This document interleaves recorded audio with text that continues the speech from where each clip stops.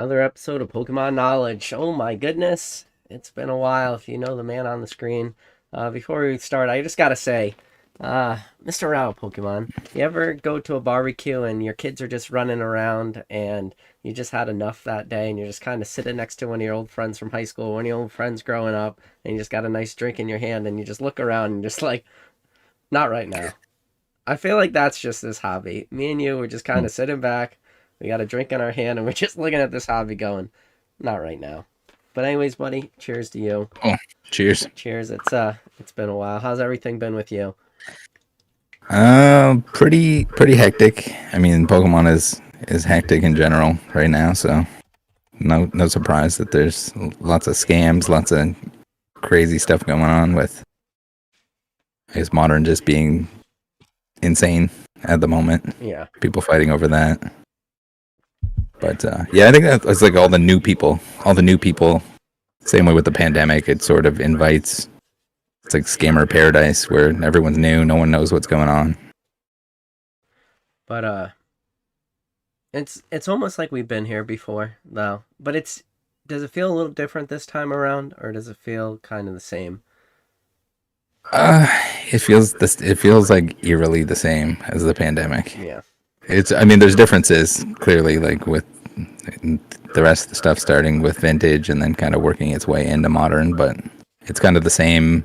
Everyone wants what they can't have. Everyone buying as much as they can of the thing they can't have. Yep. And they need it. They need that. They don't want an older set. They don't want something else. They need the new stuff that's coming out right now. Yeah. Are you having fun though?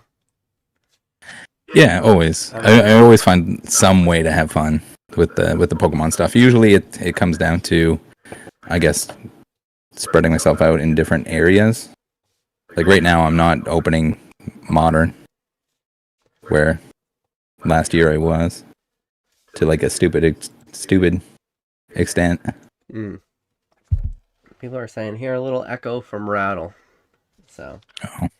You wonder if. Oh, maybe I'm coming through your speakers. Could be. You're coming through. Mic. Let me do this. My mic is right next to my computer monitor. Alright. I'll move my mic over here. Alright. Hopefully that is a little bit better. The big old mic dildo right in front of here. Alright. Maybe that's a little better. Yeah, man, dude, it's been crazy. I got no time anymore. I don't know how you keep up with everything. At least this hobby's at least keeping you entertained. Because, yeah, it's just wild. So people are saying you're louder than me. Sorry, chat. Give me a second. I'm just gonna... Yeah, dial me down a little bit.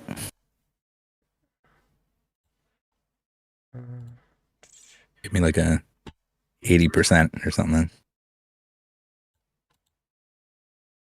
Alright. Either way, hopefully that's good. I don't want to spend all day just messing with the sound, which is something we normally do. How's it sound, guys? What do you think of the new set? What do you think about do you think English will be able to handle it? Having two sets? I feel like people just don't even know how to navigate it. Yeah, I don't know. They keep doing stuff that kind of leads me to believe, or leads, I guess, people to believe that they're gonna match things up with the Japanese sets. Because it almost seemed like they were trying to catch up in English at one point in time to have similar or same release.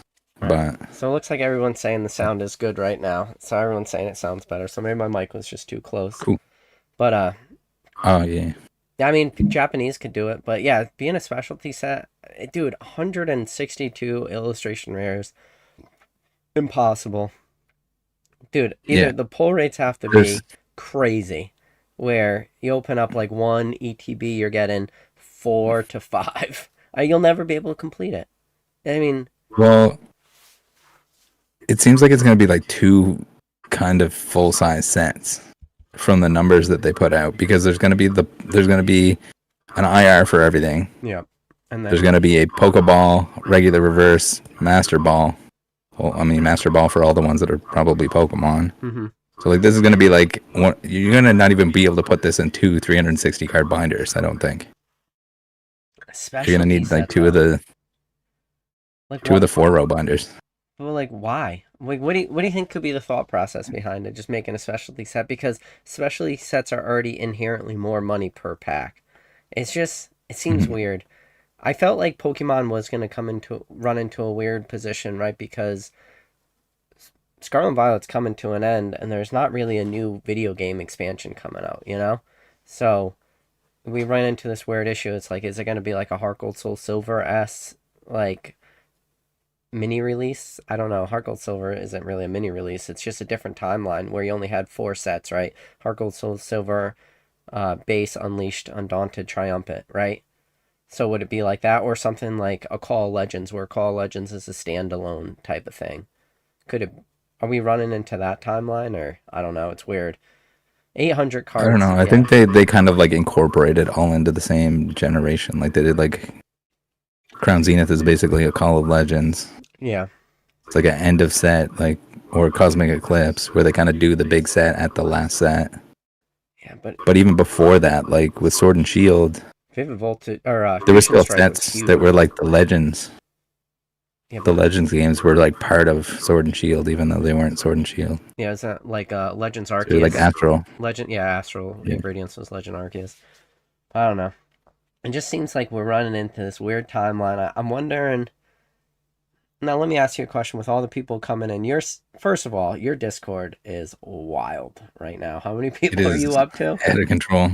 I can check, but I think it's got to be something close to like 40,000. it surpassed my YouTube subs, which is we were joking about how we had to like kick people out once that happened just to keep a balance, but But yeah, I don't know. It's just first. Yeah, I got a lot I gotta say. It's been a while, man. Your Discord's going crazy. The bots, the restock bots, super beneficial today. Recently with I got both ETBs with your restock bots. Then they did the prismatic booster bundles today. I got those, no problem. Looks like PokemonCenter.com is figuring out the bot issue, I think. But it also makes you wonder too is how much shit was the bots actually picking up? Because it feels like everyone can now get some. So are we actually seeing Pokemon just print more? Or if the bots aren't able to get stuff, how much were the bots actually getting? Does it, you know? yeah. Oh, I mean, you see pictures of people with like stacks and stacks of like Pokemon Center ETBs, so Which is scary. probably a large chunk of it. Thing is, now even if like the amount of like false detections of bots right now is ridiculous because you gotta go in there, you gotta go at grandma speed, Yep. like just as slow as possible, like 5 Mississippis, last he was saying, Yeah. in between like clicking things, put it in, put another one in, go to your cart, manually type in.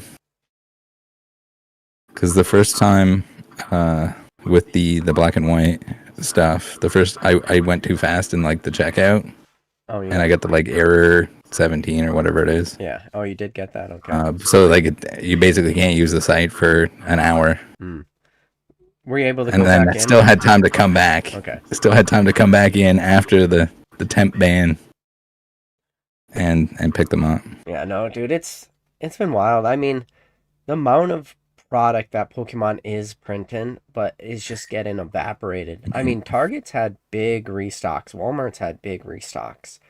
I mean, those Sam's Club, all those Crown Zenith, Sea and Sky boxes, all the Costco's with all the 151. It's actually wild when you sit back and you're just like, all this product just gets evaporated. And it's not even it gets evaporated in a day.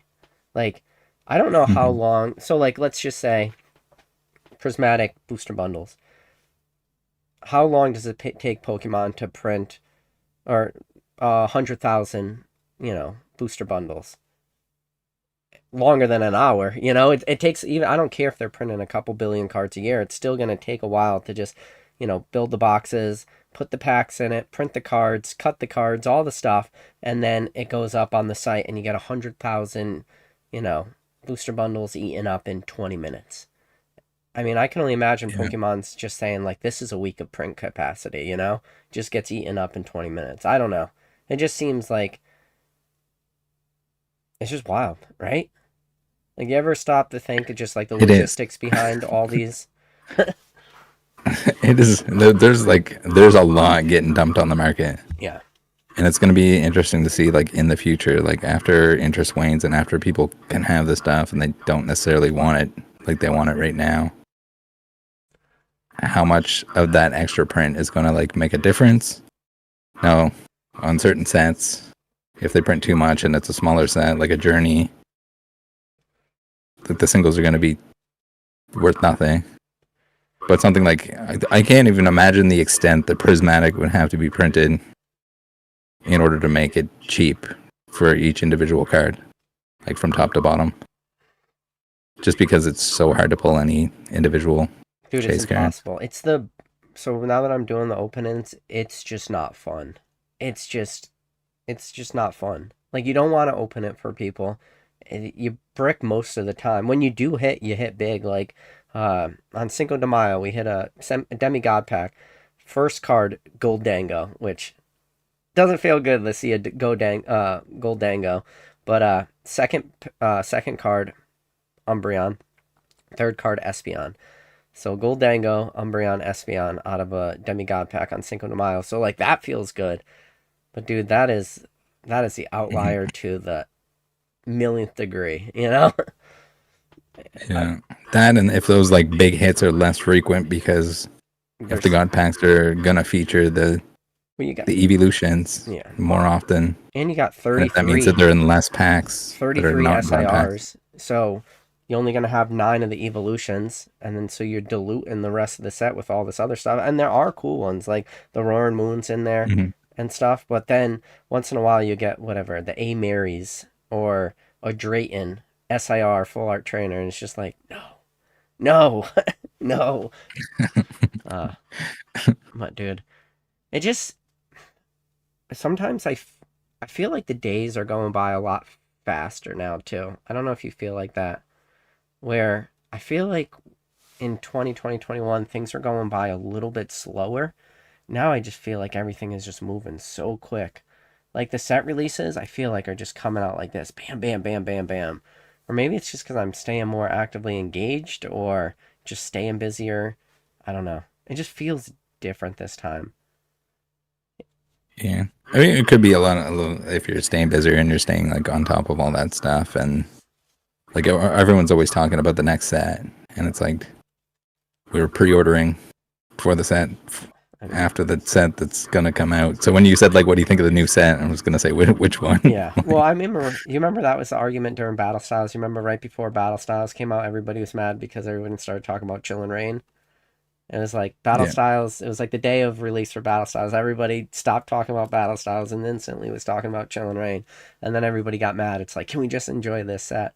And now I feel like it's even crazier. And one of the things too is I made emergency live when Glory of the Team Rocket, just the name was announced.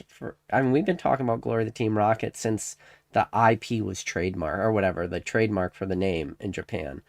And speculated on this, and bro, we lived long enough that we have $260 pre-order prices for a modern booster box. It's like, what's going on? I mean, that's just, can you imagine having this conversation 5 years ago, 10 years ago? I mean, yeah. when you get some like Scarlet Violet base, you're just like, oh, don't worry. Later on, it's gonna be yeah.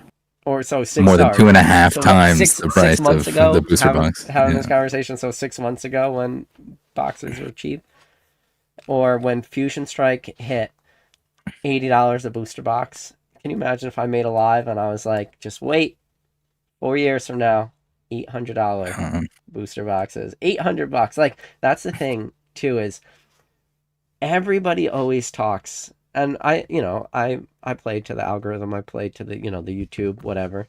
Everyone pretends like they know. No one truly called $800 Fusion Strike booster boxes. Like, no, I think people were kind of buying that up recently too.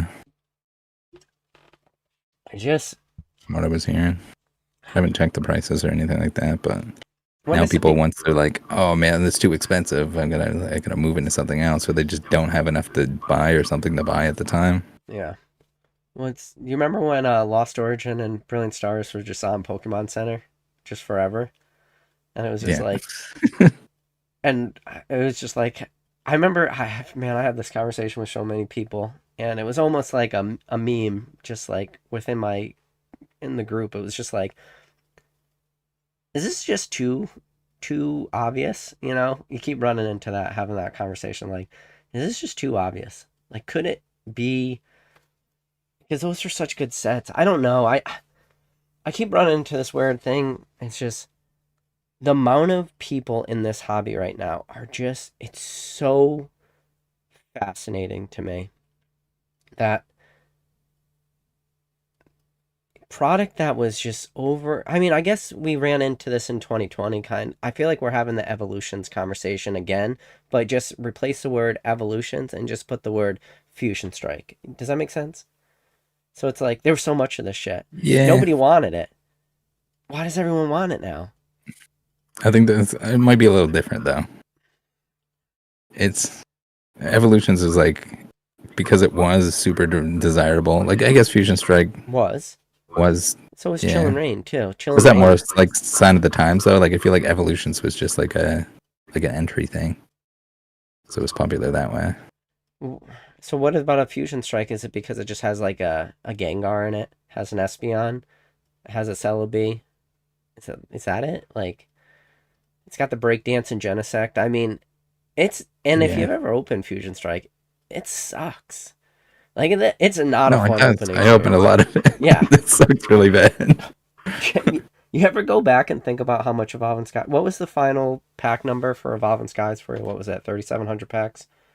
Yeah, 3,711 or something like that. You ever go back and you think about that number and you're like, whoa. Oh my god, that was that many packs. Yeah, You're like, but I mean, that's a also, house. yeah, it's Do you feel not. I couldn't imagine that it would be like that much.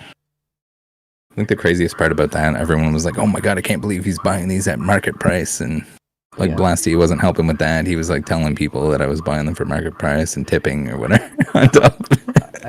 Just like making up that I was paying $20 a pack. No, you were buying them for what? $4 a pack, right? You're breaking. I forget what tins they Yeah, were. They were certain. Oh man, there was a bunch of different stuff that I was breaking down. There was divergent tins at one point in time. Those were on the Pokemon Center forever. Yep. So like everyone's like, "Oh, I couldn't find an Evolving Skies." Like, sure, you had to get some Brilliant Stars with it. Like, was it Brilliant and Astral? I think was in there too. Yeah, I remember you had like 2 packs of Evolving. The ton of extra Brilliant Stars packs, and you were like, I don't need Brilliant Stars packs. That was a I've already finished the set, and I just had just an insane amount of Brilliant Stars. There was some Costco boxes that came out too that had Brilliant Stars in them. So like everything that had Evolving Skies also happened to have Brilliant, and I didn't need anything from Brilliant. I think that was only so.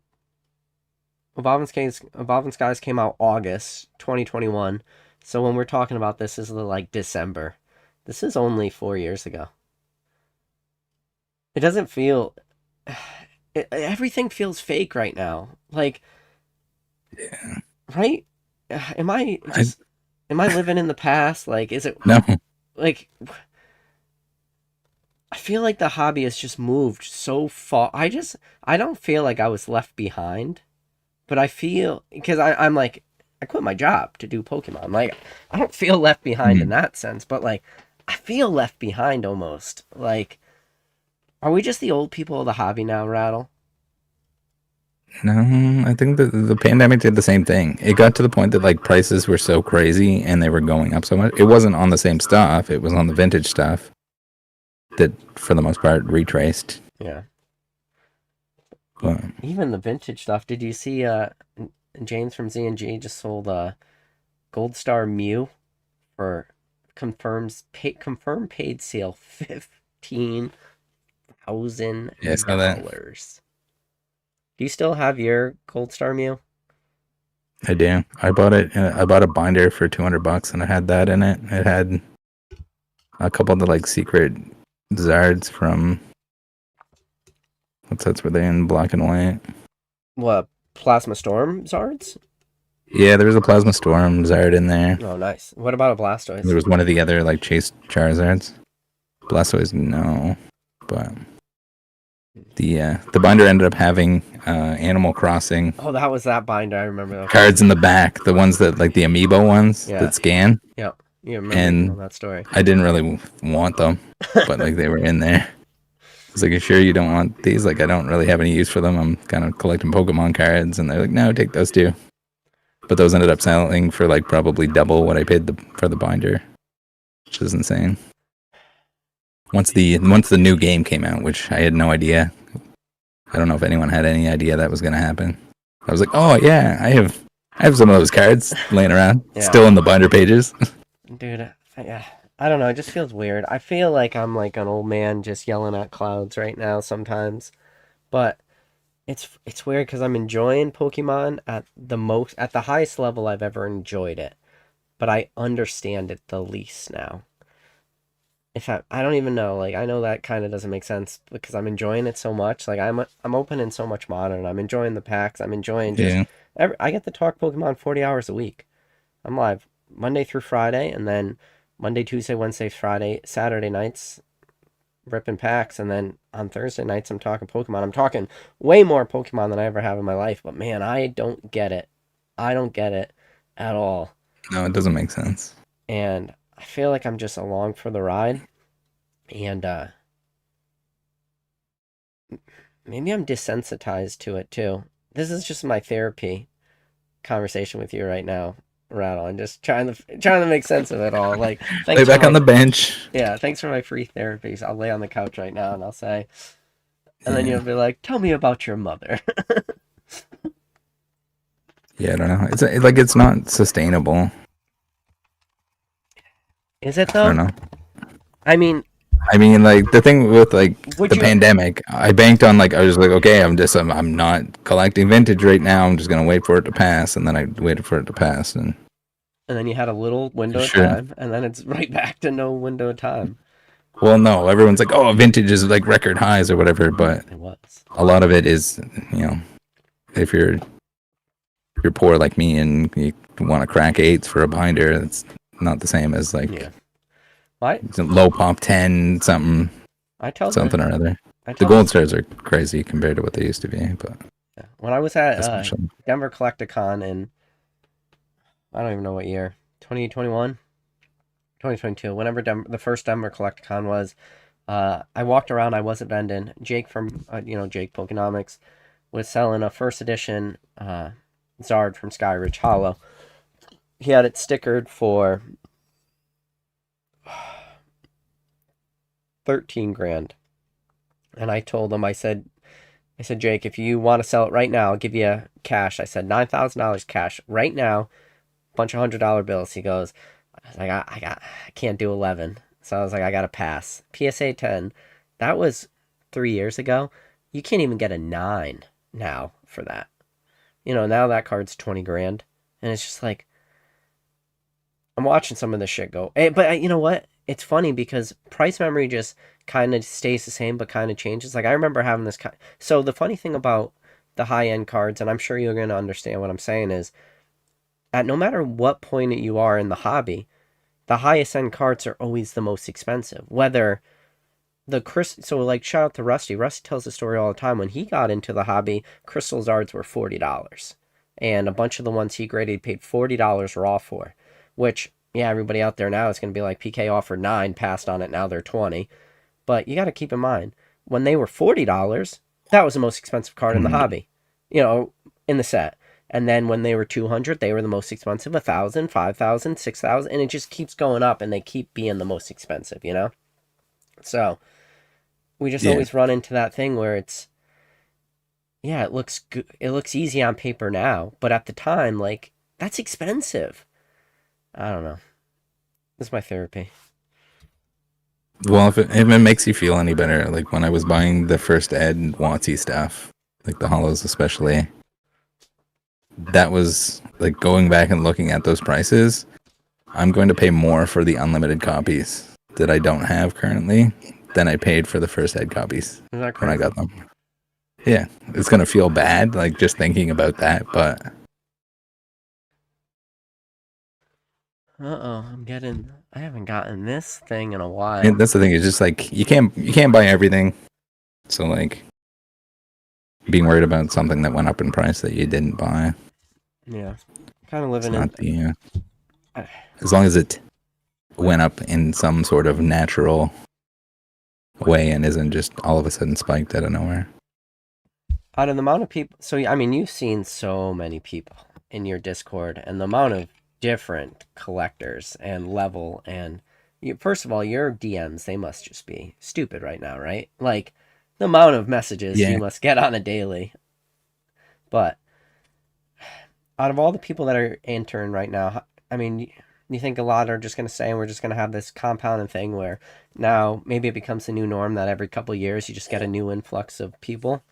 Because the way I started thinking about it is, one, Pokemon was never cross-generational, right? So now it's cross-generational. Like, my kids are gonna like Pokemon. They're definitely not, spenders yet. But we've moved out of generations. Like, me and you were base set, and then you're gonna have maybe the generation moving in right now. Like, they don't remember WotC. They got in between Ruby Sapphire and Power Keepers. And then you're going to have another group that's just going to be Diamond and Pearl kids. And then you're going to have Heart Gold, Soul Silver kids and Platinum kids. And then the Black and White kids. And then the XY kids. And then Sun and Moon kids. And then eventually Sword and Shield kids. And then today, my kids, maybe you'll call them Scarlet and Violet kids. Or honestly, my kids are too young to be Scarlet and Violet kids. They're going to be whatever the next expansion is. They're going to be those kids because those are going to be the sets that they know. And it's going to be what happens in 10 years from now, 15 years, and now let's go, which sounds crazy, let's just double the lifespan of the hobby. Let's go 25 years, 30 years. Well, really, it's 30 years. We're getting close to the 30th. 30 years from now, I'm Gary King Pokemon's age. You're Gary's age, right? Oh no, we're Gary's. Our kids are now in their 30s because it's 30 years from now. So our kids are like between 30 and 35. They're having kids. We're now grandparents. Are we still sitting on this fucking live, me and you? Except we're a lot older. Yeah. Yeah, probably. And we're just like, this is crazy, do we go back and, 30 years from now, am I going to be sitting on a live with you? And there's going to be all these young people in here. I'm going to be like, do you remember when you opened 3,700 packs of Evolving Skies? And people in the chat are going to be like, that's like That never $1 happened. million. Yeah. Are we just, I don't know, like, that's where I run into this issue where we've ran into this weird thing where we're just cross-generational now. And when I mean, shout out, I saw Pokemon Classics in here earlier. I know very few people in my personal life who stuck with Pokemon, meaning they never left. Like, my story is very simple. Like, I got out, right around Fossil, and I didn't get back in until 2012, and I missed a lot of sets in between because I grew up, I went to middle school, chased girls, went to high school, chased girls, failed, went to college, continued failing, chasing girls, and then I didn't rediscover Pokemon, and then, when you rediscovered Pokemon, me and you have the common story where it's like, I collected as a kid, I grew out of it. There's very few Pokemon Classics who stayed with it. Like, that person is very few and far between. Mm-hmm. But I feel like now, because Pokemon is more mainstream and more, call it even socially acceptable, I wonder if that amount of Pokemon Classics that exists who never drop Pokemon, I wonder if that number even increases more. I don't know. Forever's a long time, man? Yeah. I know it's Well, all. I think more too with like not only just Pokemon being, I guess, more socially acceptable, but like gaming as well. So like if someone's gonna play all the Pokemon games all the way through Yeah. and not drop those, how much does it tie into like trading cards? And I wonder how much, like, our generation as parents right now, what type of effects we have on our kids. Because when I was growing up, like, yeah, my mom, obviously, she took me to get Pokemon packs. She brought me the Toys R Us to play in the Pokemon League and stuff. But we don't have a shared connection with that, right? Because it wasn't cross-generational. It was just something. It's just like, I always tell the story. My kid watches Blippi. I don't share a connection with Blippi, but I'll go out and buy him a Blippi little action figure toy thing because that's what he wants. But it means nothing to me, and I'm not going to share a special connection. But with Pokemon now, you got a lot of people open up packs with their kids and stuff, and now they're creating these weird newer memories that like I never had those. So now I wonder how much that like trickles into the future. Big shout out to Son of Mewtwo for the gifted PK memberships. I appreciate you, buddy. But you think that has a huge impact on it, or what? I mean, probably. I don't think it necessarily guarantees that the kid is gonna be into it like later on, but there's definitely like an influence there. Or even if they see that their parent is into something and they like it too, and it's it's Pikachu and very, I don't know. I'm not sure exactly. How many people do you think are There's got going to to be a certain. It's got to be increase. There's definitely got to be an increase of some kind You ever? of likelihood of them sticking with it. So I think everyone always gets to the point of wallet fatigue, right? You just feel like a little bit of burned out, at least from. I mean, Pokemon's expensive, right? Especially trying the open packs and stuff. It's crazy watching like the influx of money and how much money just gets evaporated all the time, man. Is you ever get worried about that? Just like, is it sustainable? Um,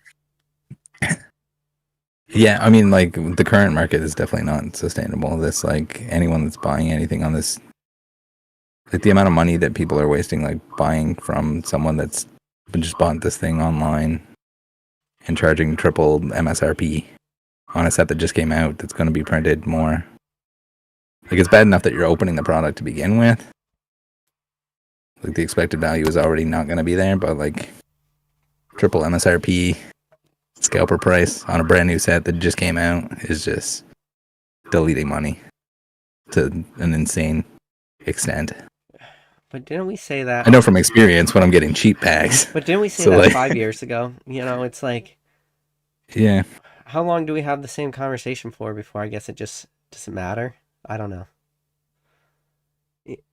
I'm struggling, Rattle. I'm struggling with just this hobby right now, man. I'm loving it, but man, I rack my brain around it and I just say I don't want to be that guy. That's just like it is what it is. But man, sometimes it feels like that. It's just like it feels like it is what it is. And it's just not getting better in the near term, but then Rattle, we live long enough that we're gonna see a $260 set at release. That is such a fake number. yeah. $260. But I mean, I feel like I'm already accustomed to that. I feel like the way that Vivid Voltage was on release, that I'm just like, okay, this has happened before. No, but Whatever, Vivid, it was like $300 box, it and it's not was. gonna It be in went the up to future. that. They're gonna print more of them, It went up to and that. then But 5 years later, it's gonna be half that after it's it reprinted. wasn't at And release that Vivid Voltage did that. Like I remember when Battle Styles and at shit were release, I couldn't find one really. here for less than double what I would normally pay, and I bought one just because I wanted to open one. When you think back on Vivid Voltage, you just think about like, man, that's not a fun set to open. First of all, we're so In spoiled. comparison, We're so spoiled yeah, with new modern Pokemon. Like you go back anything pre Brilliant Stars, anything pre Trainer Galleries.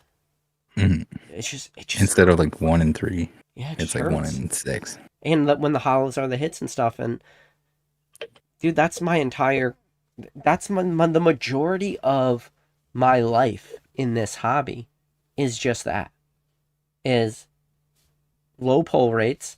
The hollows are the hits, the full arts. There's no trainer galleries.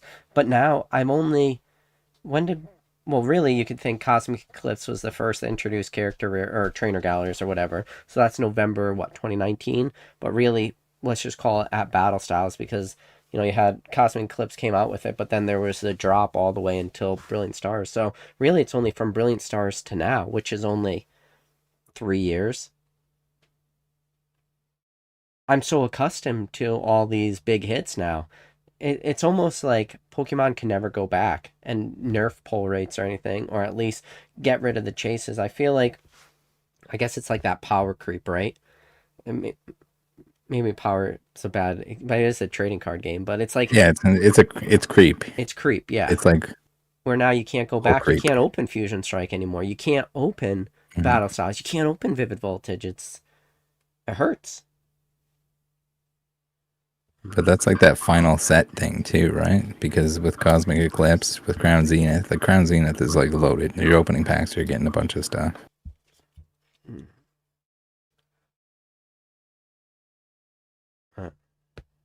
Dude, Crown Zenith is such a good set. 70 Galarian Gallery cards in it. The 4 gold cards, Arceus, Dialga, Palkia, Garantina, the V-Star, Mewtwo. Just for a 12.5 set, just stacked. But then even 151, just a perfect set when you think about it. It's just such an 151 easy barrier of entry. Everyone knows Gen 1. Everyone knows that original 151. And then what's the chases? It's like, oh, Blastoise, Charizard, Venusaur.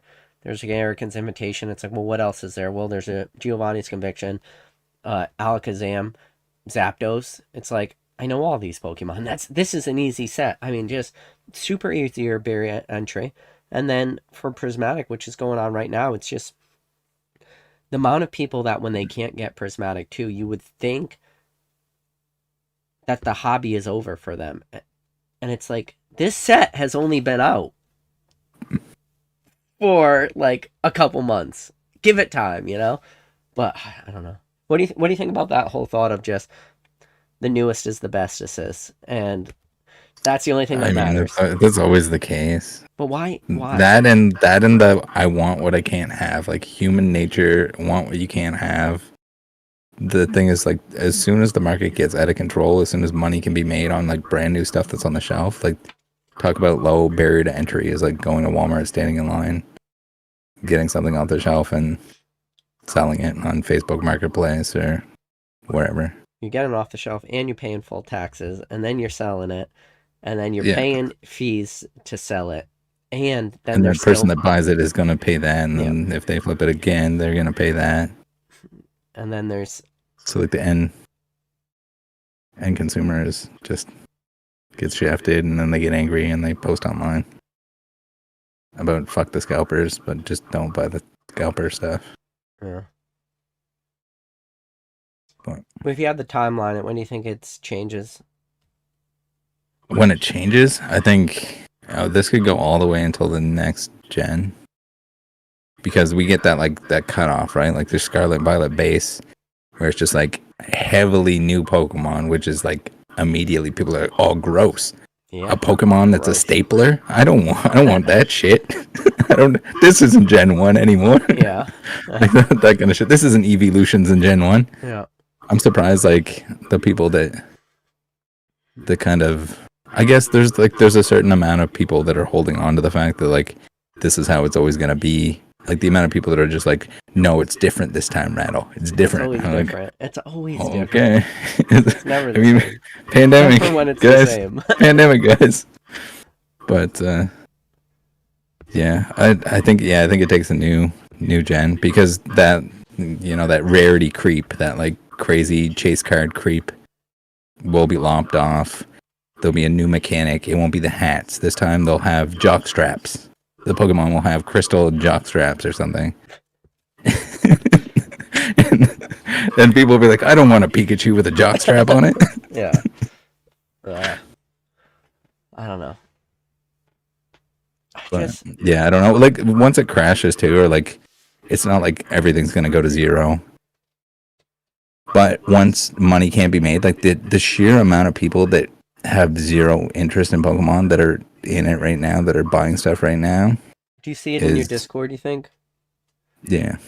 You see, I haven't read as to much of the general. To a lesser degree, because like you have to know enough about Pokemon to know that there's Pokemon Discords and restocks and whatever, but the vast majority of people that have some sort of interest in Pokemon, that get into it, and if it's even by legit means, like they completely kind of tail off. Like there's like a huge cutoff at a year Yeah. where they buy some stuff, they burn out.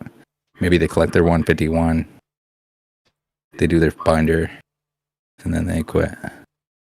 I think a lot of people just get caught holding the cards because I don't think they know how. I think they buy it with like this intention, maybe like I'll sell it, but I just don't think people Yeah. really know how to sell it too. No, or they dump it all at once to somebody that's going to pay them Gonna a pay 'em, percentage, yeah. and because they don't want to take the time and effort to sell them individually and make the most money from it. Or I mean, Rattle, I know you don't agree with PSA and everything, but I get messages. I hear all the time. People are like, I can't believe how long PSA's turnaround times is, and I'm like, this is nothing.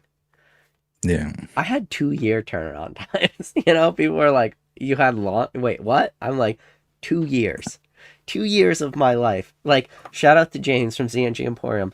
He has orders still from Graded Gem that were paid for that he can't get a hold of the people. And as dark as it is to say, he's pretty sure these people might have died because their cards are already paid for. And so they had a bunch of submissions where people didn't pay for them. They gave them like years or whatever to pay for them. And then eventually they just sold them to recoup the grading fees because Graded Gem had to front those. But for all the people that paid the grading fees up front, they didn't pay anything, so they didn't sell those cards or anything onto the market. He's sitting on graded returns, and he showed me some of them. There's PSA 10s and stuff in it, and they might be dead.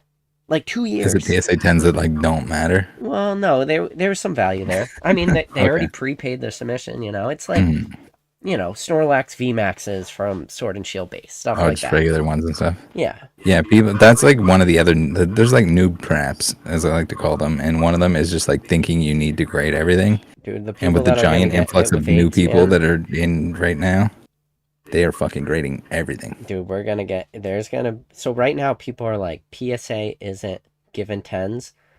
I don't think I don't think the grading standards have really changed. I just think what people are sending, they just don't know how to pre-check cards. My recent submissions to PSA, like, still right around my average gem rate. And I think people are just getting wrecked right now because but this is a problem too, is we're also running into the timeline of like some of these illustration rares. I don't know if you've been watching it, like, obviously big pullbacks and stuff, but some of these illustration rares like the Magikarp and shit and the Drowsy from SV base, which nobody cared about, and then all of a sudden everybody cares about it. But the Magikarp, when you look at the gem rate, it's like whatever, 20%. So like people are just chucking these things because the premiums there in the 10s, so they're just hoping. And I think that's dragging down. I think there's Pokemon print quality sucks recently. I think you're overestimating the amount of like see, like something like that seems like at least a decent idea. Like I'm talking like the junk of the junk. Like you go to like the Fanatics Collect auctions and you go look through like the first 5 pages of no bids, and it's just like, what the fuck? This is like it's a PSA 7 Vivid Voltage common, and it's not Pikachu. It's like just the worst things you could possibly send in. Like there's no way. Like even if it hits a 10, are you breaking even? Do you get your grading feedback? Yeah. Yeah. Yeah. Nice. I mean, that's why we don't do mystery bags or anything, but like all those products just make their way into these mystery products and shit, you know? Yeah, that's where it's all going. That's the problem too, is CGC's got a new one now. Oh god, do they? I'm sure I'll have a video about it, but yeah, so they teamed up with MJ and they have these mystery boxes going out. And they've been released yet, or they're on their way? No, they're already on shelves. Oh god. Yeah, and it's just straight garbage, just like regular V's and EXs, and they'll guarantee a 10 or whatever, but it's like a fucking 60-cent card that's a 10, CGC 10. You know the problem with that is there's just those things will sell instantly.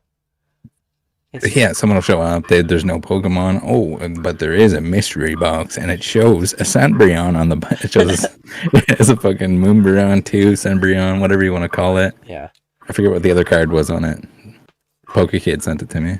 Why? He's Why like, "What the hell is this garbage?" And I was like, "Oh god, is that who's just the behind this biggest shit?" trap? I mean, that's why we don't touch mystery products. Like if we did, if Dan ever did a mystery Yeah. product, transparent Dan, I would be disgusting the amount of videos and he would make about that. But why is that such a low hanging fruit? Why do people People want love them so the bad? gambling aspect, Is that and it? I'm a little bit concerned with like Pokemon recently. How much of like a lottery ticket, like a prismatic is. Well, not only is prismatic Because a you lottery talk to ticket. somebody, ask them like, why are you opening that? They're like, oh yeah, well if you get the God Pack, that's like thousands and thousands of dollars. So I think it's If they're all multi-level now. tens, that's Think about the like surprise thousands of box. dollars. Like that's even another added layer where you're not even Yeah. guaranteed to know what promo you're getting out of the what is it? That's what it's called, right? The prismatic surprise hmm box.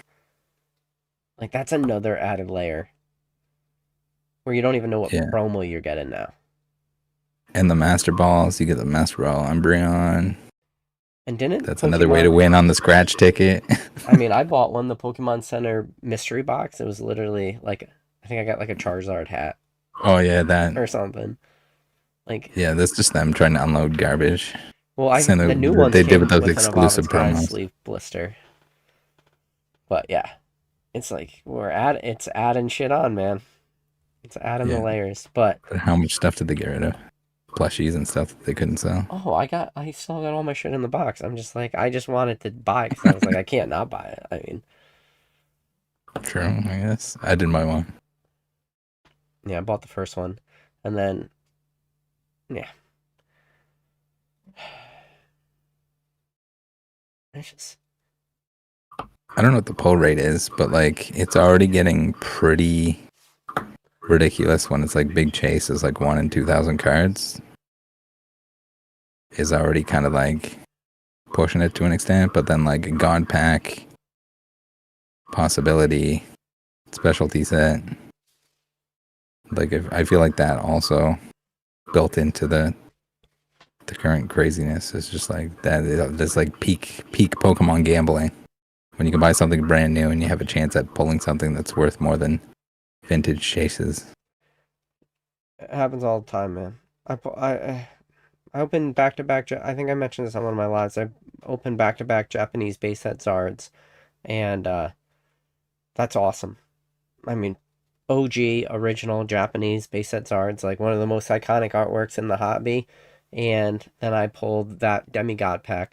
It had a gold dango in it, sure, but it also had the Umbreon and Espeon. And it's like, ask people in the hobby, it's like, which one would you rather have? Do you want the OG, the original base set Zard, which they haven't printed this exact card? Yeah, they've printed reprints of this artwork, but this exact card they haven't printed for 25 plus years. Do you want this? Or do you want this Demigod pack that has an Umbreon and Espeon from the most current modern set that is not even a year old? People are going to be like, oh, I don't want that Charizard junk. I want this. And it's like, there's old men yelling at clouds. I think that's what we are, Rattle. Whatever. Whatever. I'll yell at a cloud or I'll two. yell at a cloud. Fuck those clouds. Scammers, clouds. Dude, how... Yell at them all. You remember we talked about this a couple years back, which is crazy to say that phrase that we talked about this a couple years back. But you remember I was saying the scams are just going to keep getting worse? And do you feel like the scams are just getting more and more? Do you just think that I think we have like more technology in the sense that like everybody's recording, like vendor POVs. So, all right, cameras aren't new. It's not technology. That's a poor usage of words, but like people are recording this more, so it's being caught. Or do you just think there are so many more people entering the hobby that it's just the new epidemic in a way? I don't even know if it's necessarily the new people, but also just like where the money is, the scams tend to be. So like there was more scams in sports cards at one point in time. Yeah, But then once the money was there in the Pokemon stuff, and the scammers in sports get caught in sports, and they kind of weasel their way over into Pokemon stuff. Usually that way. There's somebody recently that did the opposite. do you think the scams are going to keep compounding? And what I mean by that is the worst behind us, or do you think that the biggest scam in the history of Pokemon hasn't happened yet? Because right now, obviously, those alpha beta test print shit, Yeah. like multiple $1 million, like, is that it? Is that the biggest scam ever? And nothing ever tops that? Or are we still I'm at surprised that how little precipice? attention that got. Because it's essentially like 10x the fake Logan Logan Paul case Yeah. that they were all in on, allegedly, in my opinion. Yeah. So whatever that, well, even But, going with the advertised Logan Paul price, which we know is BS. Well, what was it, like 2.6 million or whatever, yeah, whatever that was. Yeah, 3, it's whatever. greater than 10x. Didn't you say some numbers were saying closer to like Yeah, 30 million? I think there's some like close to like 30. Because you had the cards and then you also had all the, like the sheets, Yep. like the trophy sheets and stuff like that. Yeah, like the one with the Illustrator Pikachu's on there too. Did you see Mhm. Nat Turner talk about it? No, So Nat did he Turner talk? talked about it a little bit, and he just said the reason that they didn't grade him was because they just, if another one of those cards came in, they couldn't prove that it wasn't printed yesterday. So I think even PSA didn't know about the time Okay. code built into it. Did they mention that had they looked at it? I guess I could Oh ask yeah, yeah. them. But So Nat, they had some in person they and had it in they person. took It a was look at them submitted. then. Their people looked at it, and they weren't really questioning the authenticity on it, which was weird. They just said that even if they knew where those ones came from, if another ones came through the door tomorrow, they wouldn't be able to prove when they were printed. Mm-hmm. That's what he said. Yeah. So it was interesting to hear him say that, because I thought that was like a good bit of transparency, saying like, yeah, we thought they might have been real, in the sense that all right, this is another thing too, talking about the alpha. When you break it down, does it just come to greed? Like, when you really look at it from an objective point of view, it's like, look at all the issues with it. And the obvious issue that everyone was saying was, why are these things hitting CGC pristine 10s? I can't open an Mm-hmm. English pack right out of fucking Millennium Print Group and send a common that doesn't have hollow texture on it. And I can't send this away and get a pristine 10. How is a playtest card from 2025 perfectly cut and getting the highest possible grade? Like, how is this thing immaculately put onto like this cardboard back? Like, who was the intern at Pokemon printing? Like, does it just greed that no? I mean, because we did. I'm not gonna say nobody asked the question, but like the fact that it at that question, when you ask that question, is like, how is this possible? It just doesn't end there, and it's like, yeah, this isn't possible. This is dumb. Like this, yeah, that's exactly right. This is impossible. You can't open up a modern pack of cards, take out an uncommon that's pack fresh, and submit it and get a pristine 10. You can't do it because the chance of that is so low. Like, nobody just. How do we as a hobby allow that to even transpire? I guess is the question. Well, you put some names behind it. You put a grading company behind it. That's what happened. Like, people are still submitting to CGC. How is that not like their ultimate downfall? In like any sensible market and hobby, you would think that like, hey, these guys worked with bad people to do a bad thing and to scam people. Where is it? They were warned beforehand. I talked to Matt Quinn.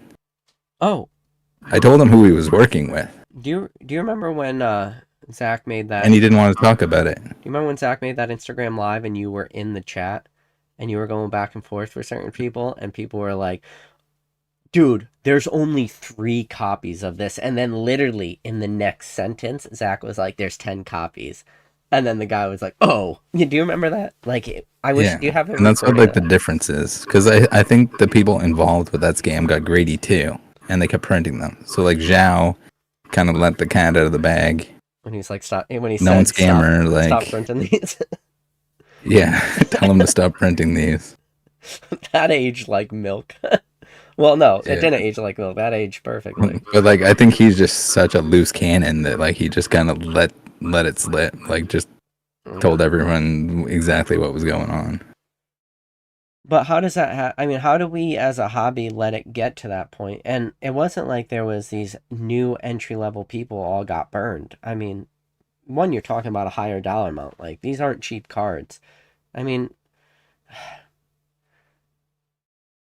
I don't know.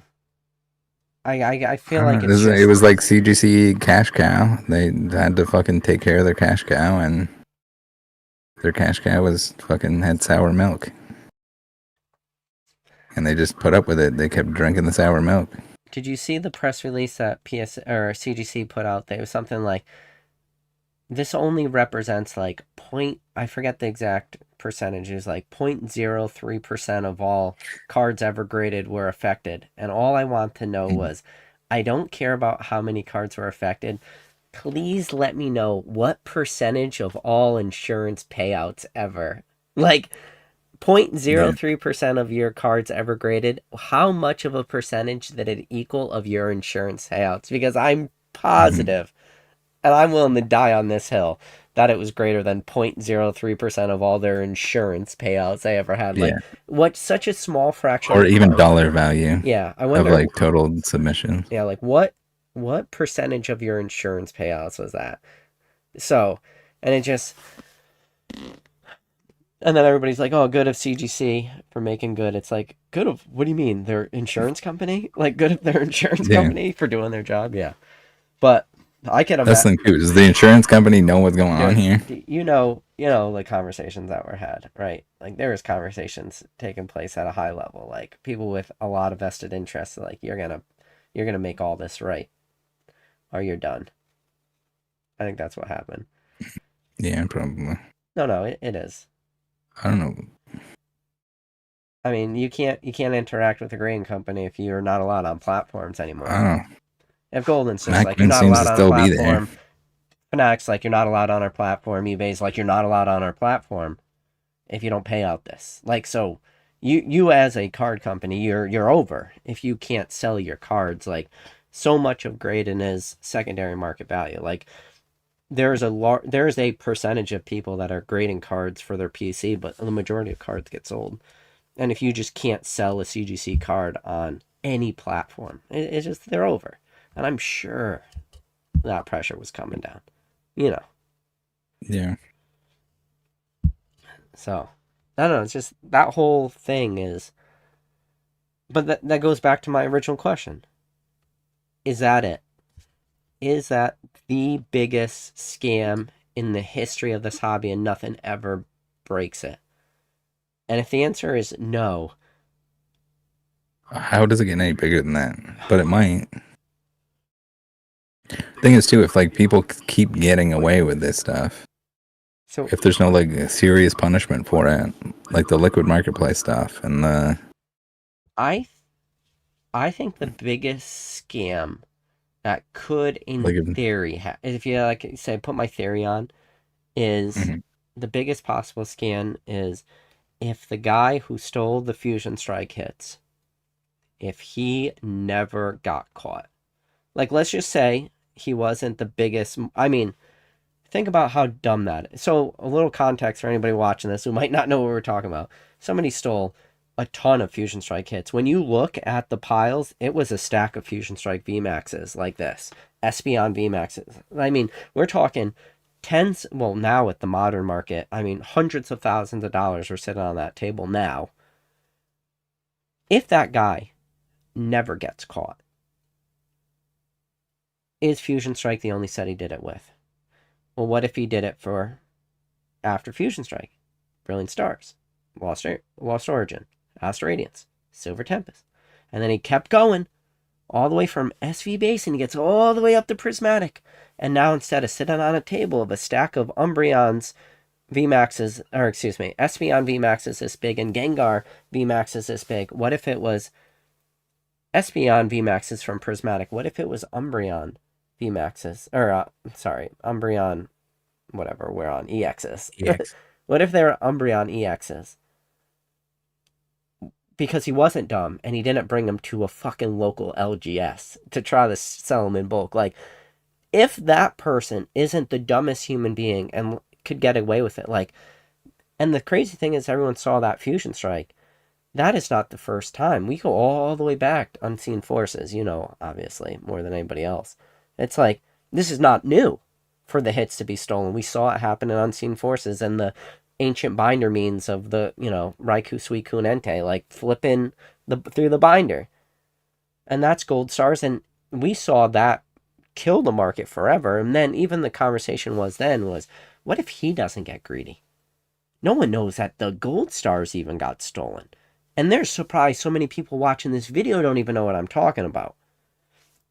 I think that has the potential for the biggest scam that we don't know, because that means that scam could potentially keep going. And if you could have a stack of Umbreon EXs from Prismatic this big, you know, you go and you look at the Umbreon VMAX from Evolving Skies, right? And you look at how many Umbreons exist. And then you extrapolate that number. Dan, shout out Dan, Catch 'em All Collectibles. He does it all the time. You extrapolate that number of how many packs has to be open. It's like 40 million packs. Yeah. But now, nobody questions that because we live in modern Pokemon and a lot of packs are open, right? It's the perfect crime. 40 million packs of Evolving Skies is so... You opened up 3,700 and I'm like, in a couple years from now, we're going to talk about that as being $1 million. You could have bought a house now. You know what I'm saying? Like, but we could say, oh, that's 40 million worth of packs. And people are like, yeah, that makes sense. It's the perfect crime. Because how many of those don't exist that are graded? 3x, 4x the raw. So that means, so then you're taking 40 million, and then you're 3x, 4x in it. So you're talking 120 to 160 million packs of Evolving Skies. And then it's easy to go, well, there's 14 billion cards printed. And it's like, that's not a lot. And, you know, it's just, you can play this game of plausible deniability too. And as long as you're trickling out cards and you're not the biggest idiot in the world, you're not just talking about... Like Card House with the dogs. Yeah, exactly, with the Unseen Forces dogs. Like, as long as you're not him and you trickle them out for years, and assuming you're doing this with every set and you have every hit of every set, and you could make not just hundreds of thousands, not just millions, hundreds of millions of dollars. And you could do this for the next 20 years, assuming you have access to these. Because we don't know, how did the guy get all the Fusion Strike hits? Like, we don't know. How did he do it? How did he get to the game store? And if it didn't get caught at the game store, does the guy get caught, you know? Well, then it's on the game store, and then you get a private investigator. If it never makes it there, if it never makes it to the game store, like the dude's just... If he just keeps it at home. Yeah, keeps it at home. He would probably keep stealing from the print facility until he got caught, essentially. Because that's just what they do. They think they got away with it. They can do it again. What if he doesn't? How many times does he do it? What if he doesn't? Or what if he just figured out a system? He gives it up. He's like, oh, yeah, all right, I'm done. Yeah, what if he's... whoever's at the... Yeah, what if... I'm just saying, what if they're not dumb? That's the thing. It's just like, we are so lucky that the scammers are dumb. But if they... Like, I don't have access to stacks of Umbreons, but I would not sell them all at once. Like, I just wouldn't. If I did. Like, I just wouldn't. I would trickle those fucking things out forever through every multiple platform, and I would have 3 to 4 on every platform for the next 20 years. And I would do that across every set, and I would be able to have income coming in weekly in the hundreds of thousands of dollars, because it's only 2 cards, 2 of each card from each set. So each set I mean, even Prismatic has 33 SIRs. So 2 cards of each SIR is 66 cards, graded in a PSA 10, just in one set. How much money is that? And now you told me I could do that for every Scarlet and Violet set, and Fusion Strike with Sword and Shield, and I could do it 2 of every card. Nobody raises an eyebrow when there's 2 Umbreon VMAXs from Evolving Skies up for auction in a week. Like, that doesn't break the hobby. Like, like what happened? You just do that, and you every week you have hundreds of $1,000s of income coming in. That's the biggest scam that could happen, in my opinion. Now I don't know if you have others, unless you have like an actual printer machine and you figure out like the Yeah. greatest hack ever. Well, I mean, we saw that already with the with the stuff print in 2024. Well, that did happen. Shout out to 7-Eleven for It being didn't part of the have biggest scam in the history of this hobby. 7-Eleven print facility. Yeah, the 7-Eleven print facility. But you know what I'm saying? Like, yeah, I don't know. Like in terms of like dumping them, you could vend, but then like you always have the same cards at every show. And then at events, everyone's recording, and does someone catch on? Or if you're selling to vendors, and like word gets around, and they're like, "Oh, this guy is always selling VMAX alt arts to every show. What the hell's going on here? Why does he always have them?" maybe. I don't know. Maybe. I don't know if that happens. Because I just told you could do it for every set. Like, they'd just be like, oh yeah, that dude's a whale. Dude's just always selling just fire. But you wouldn't even do it. You do it through consignment services. Like, dude, you could set up your family for Yeah, the consignment services are like a giant problem. Yeah, you could set your family The up grading for, like, companies and the consignment services, the like, I don't know, the lack of action that they take on people that are like just known scammers is disappointing. dude, you could walk into, if you got a sibling, Just like whatever, we'll if you sell got it for a anyone. sibling, you just walk into your sibling's house and you put this on their kitchen table and you go, here you go. This is your house, this is your mortgage, and this is going to be partial of your kid's college fund. Oh, now it's turning into the McDonald's scam. Exactly. I mean, you just Where put like this on all their your kitchen family table, members win. and you just put this on their kitchen table, and you're just like, hey, don't sell all these at once. And this is your house right here. That's it. These are definitely not, because this are reverse hollows from Evolutions. This is not going to pay off your house, but you know what I'm saying? Like, Is that a full set? Or is it just random stuff? Yeah, so it was a couple hundred, like some old, you look at the cert numbers, they're like 500 certs. We picked these up to sell on the stream, so you can see the 555 cert. You know exactly when you see the number. That's why you were going on about how Evolutions. Yeah. Earlier. Wait, could that have the potential to be the biggest scam ever though? Yeah. I don't know if it goes much beyond like faking, like, could you ever steal enough?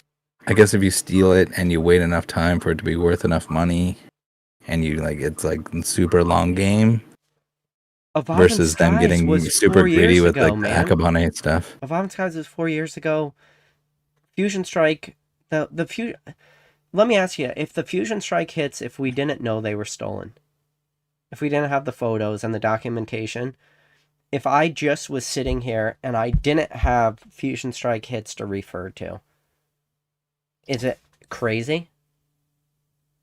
Like, people would be like, yeah, what PK is describing is literally would you say that the Fusion Strike scenario would have literally been impossible? Like, there's no way Pokemon would have let that happen if we didn't have the documented example of it.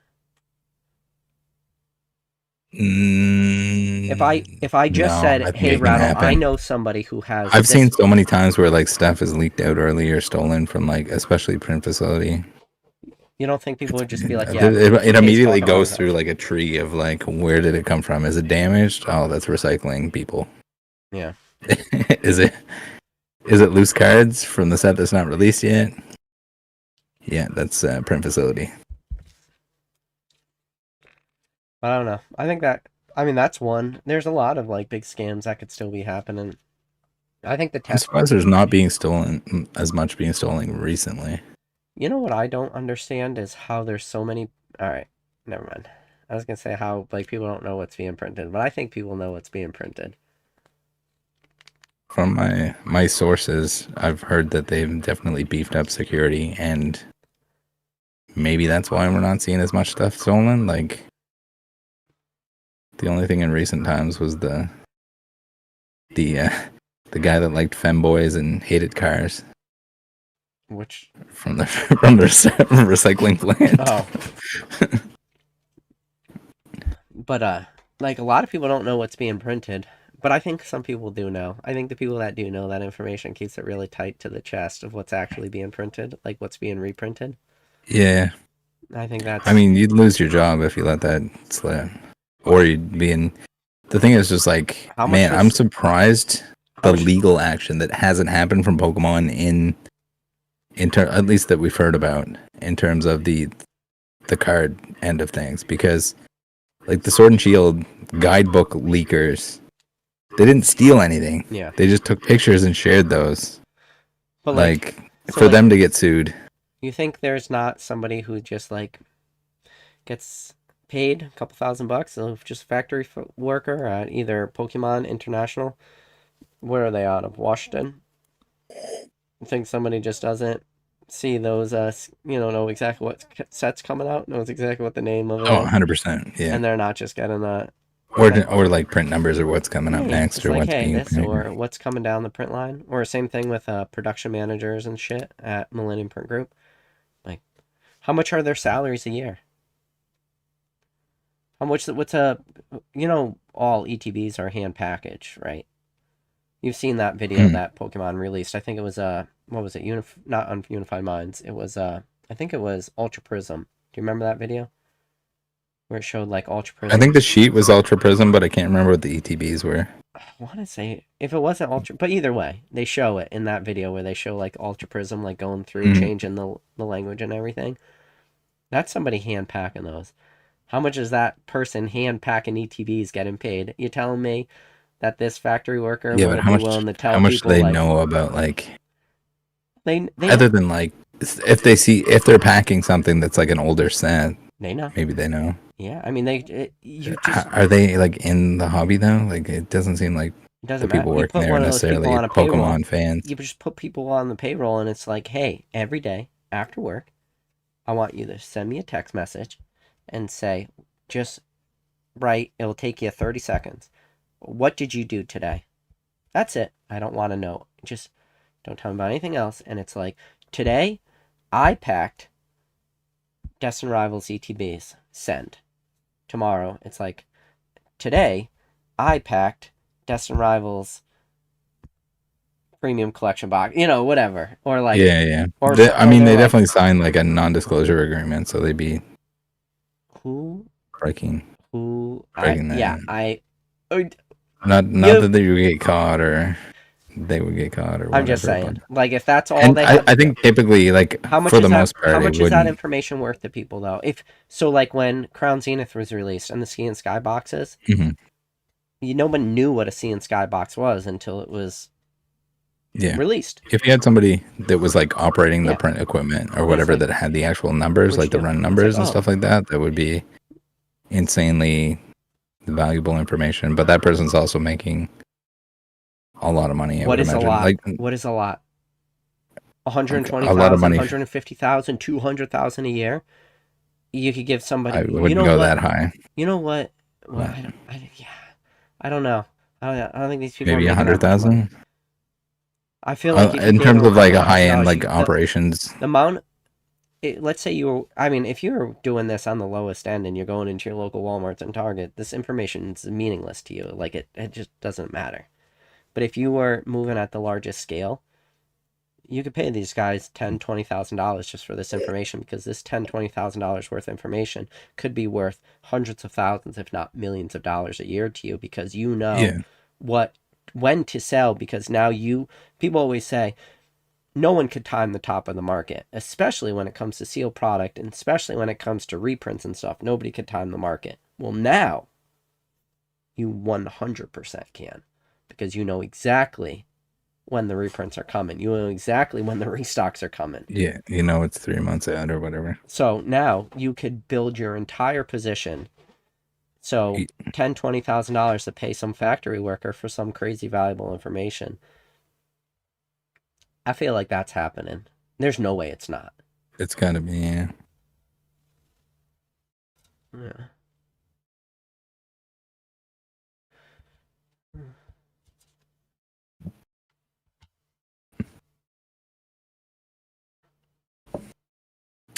Probably happening.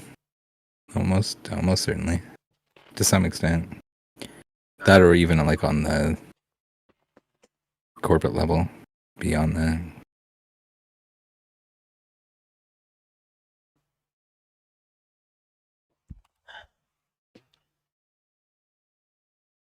But I don't know. I just think it's something interesting to think about. What else do you think could be like a big scam could be happening? I mean, you gotta know, right? You gotta hear it. You gotta hear Do me I? listen. How much? I didn't think. I thought it'd be a while before like we get into the tens of millions, let alone several tens of millions. So do you think this is the biggest hit then? I hope it is for like a while. Have I don't even know if anyone like if there's you still people waiting to be refunded by CGC. you know the Maybe we'll look into players that. though, right? How come? Yeah. So why haven't you made more videos talking about it? Are you still waiting on information, or you waiting to I see mean, what I Japanese have, other authorities than do, or like, what's the it's like deal with CGC is gonna Akabani? Is refund he everyone. really in like a? Did he really flee Japan? Like, there's so much shit that I don't even know. Fuck, I don't know. Apparently, he's posting again. Oh. So, God knows. And then, Pretty interesting. do you know why Pokemon sued him? Because allegedly, like I heard, he was in a lawsuit. Like Pokemon was suing. It's like so much stuff. Yeah, I've there's been some. waiting on. Yeah, I don't know. I haven't seen any of that stuff, so I don't think any of it's public record Oh. by any means. But don't know. Crazy, crazy shit. And then standard CGC fashion of got to be on the thing that no one else will grade. So, But I don't know. I think it's beyond like incompetence. I think it's more like they knew what was going on. They knew who they were working with. so They know who Zhao is. yeah. So there's somebody in comment. Snack Bread said, "What kind of valuable info could be worth $20,000?"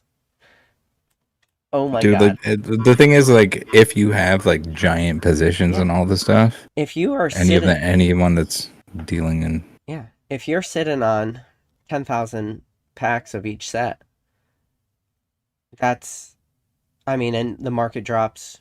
So like right now, let's say you got 10,000 packs. What is 151? What is TCG player price in $10?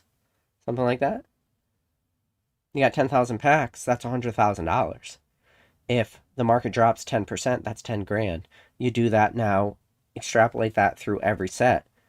That is tons of money. Especially if you're speculating on all kinds of stuff, man. Crown Zenith, you can make up you can make up $20,000, especially if you're moving through multiple millions of dollars of product a year, and your time in the yeah, market, and you're constantly turning the around. average person is not paying 10 grand to someone for that information. No, but Unless that's they're and leaking it out to other people and you make it worth it. charging them for Yeah, it. but then all your buddies too. Oh yeah, $20,000. It's chump change for the people working at the highest end. I mean, yeah, that's. I'm gonna yeah. It's we're gonna do like I don't know what Dan's numbers he says. We're gonna do just me. Are you guys paying for stuff? What? Do you guys have someone on payroll Oh, for Millennium Breaker? I wish. Shout out the Millennium Perk Group if you're watching. Reach out, slide into my DMs. I would love that information. But yeah, I'm just my grandma's basement. Millions a year comes out of here. I'm one little person There's going to be multiple millions of dollars coming in and out of this basement. So, yeah, the people that are much bigger than me are doing things on. I mean, $20,000 is nothing to these guys. I mean, yeah. Especially if that's like a year of info. Oh, I mean, yeah, a year of info could be worth How many sets in a year? yeah, ungodly amounts of money. How Especially when many you talk about reprints of? prismatic Yeah. and just think about the most recent drop in prismatic. I think it went from like what 126 an ETB, the 120, right? I think it was like that. Like if just that information alone, if you're sitting on 10,000 ETBs, that's $60,000. And people are going to be like 10,000 ETBs, it's like that's a lot. It's like is it though? For some of these people, it's like maybe for the average person it is. But I mean, And there could be a lot of that going on. Especially we've seen so many distributors and everything else that might be yeah. acting shady, 10,000 ETBs is well, how many selling is it to it? Is themselves. prismatic 10 or 9 packs per ETB? Is it 9? Is it new? 90,000 packs? Right? Whatever. 10,000, 100,000? I mean, yesterday we bought 4,000 packs of prismatic. Yesterday. Yeah. It's like extrapolate that out per week. I just told you one day yesterday was 4,000 packs. It's like those numbers are so easy to get to. 9. So 9. Yeah. Pokemon Center is 11. Regular is 9. Yeah. So you're talking 90,000 packs. In one day, we bought 4,000. Yeah. I think it would be very worth it. But now, for everybody, it's not worth it. I don't know. No, the average Yeah. Dan, just person, or even like average, like somebody that's investing on like the lower end of things, I don't think you're coming anywhere near to yeah. Dan went live on needing his that video information or being yesterday. able to. Dan went live. I think it was yesterday. I'm not. He said it in his video, so you could go watch Dan's video. He said he's buying 10,000 packs of 151. It's like that's 1/9 of Mhm. of 10,000 ETBs. It's like if you could do that, if you're moving at big scales, then yeah, it's worth it. And you're talking, and that is just 10,000 packs. I just told you that Dan talked about in his video yesterday. 10,000 packs. That is one day. 10,000. I mean, we're not But selling also, through. like, the thing is like if you're selling them too, it's probably less valuable information than if it's somebody that's looking to just like Well, straight up hold them. it is valuable Like if they information want to unload because those, and if they know they can buy again because there's a reprint coming, yeah, they well, can dump those and on then a large you share scale. that information. So speaking of sharing information, now let's talk, dude. It's been a while since me and you have talked, Rattle. You know, I went and I looked on the most recent. It's been a year. Does it feel like a year? It doesn't feel like a year. It feels like we talk. Well, we do talk a lot. But can we talk about your Discord now? The bots. So can you walk us through? I don't like to call them bots. All right. I call Well, them the restock monitors. monitors. I Restock don't like monitors. the auto purchase stuff is like Yeah. Okay. sketchy, not So fair, and then also like don't give your credit card details to sketchy websites and stuff.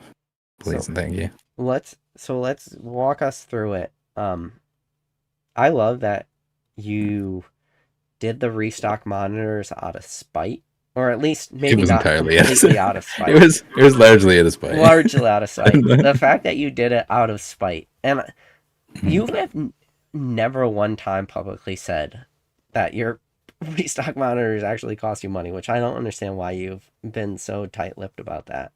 Oh no, they do, but like the thing is, like through affiliate links, the Yeah, same but way on Pokemon the Center YouTube is not channel. an Yeah. affiliate link. Like, No, so Pokemon Center doesn't make yeah. any money. So, but I get it. Like the affiliate links, they help, but like Yeah.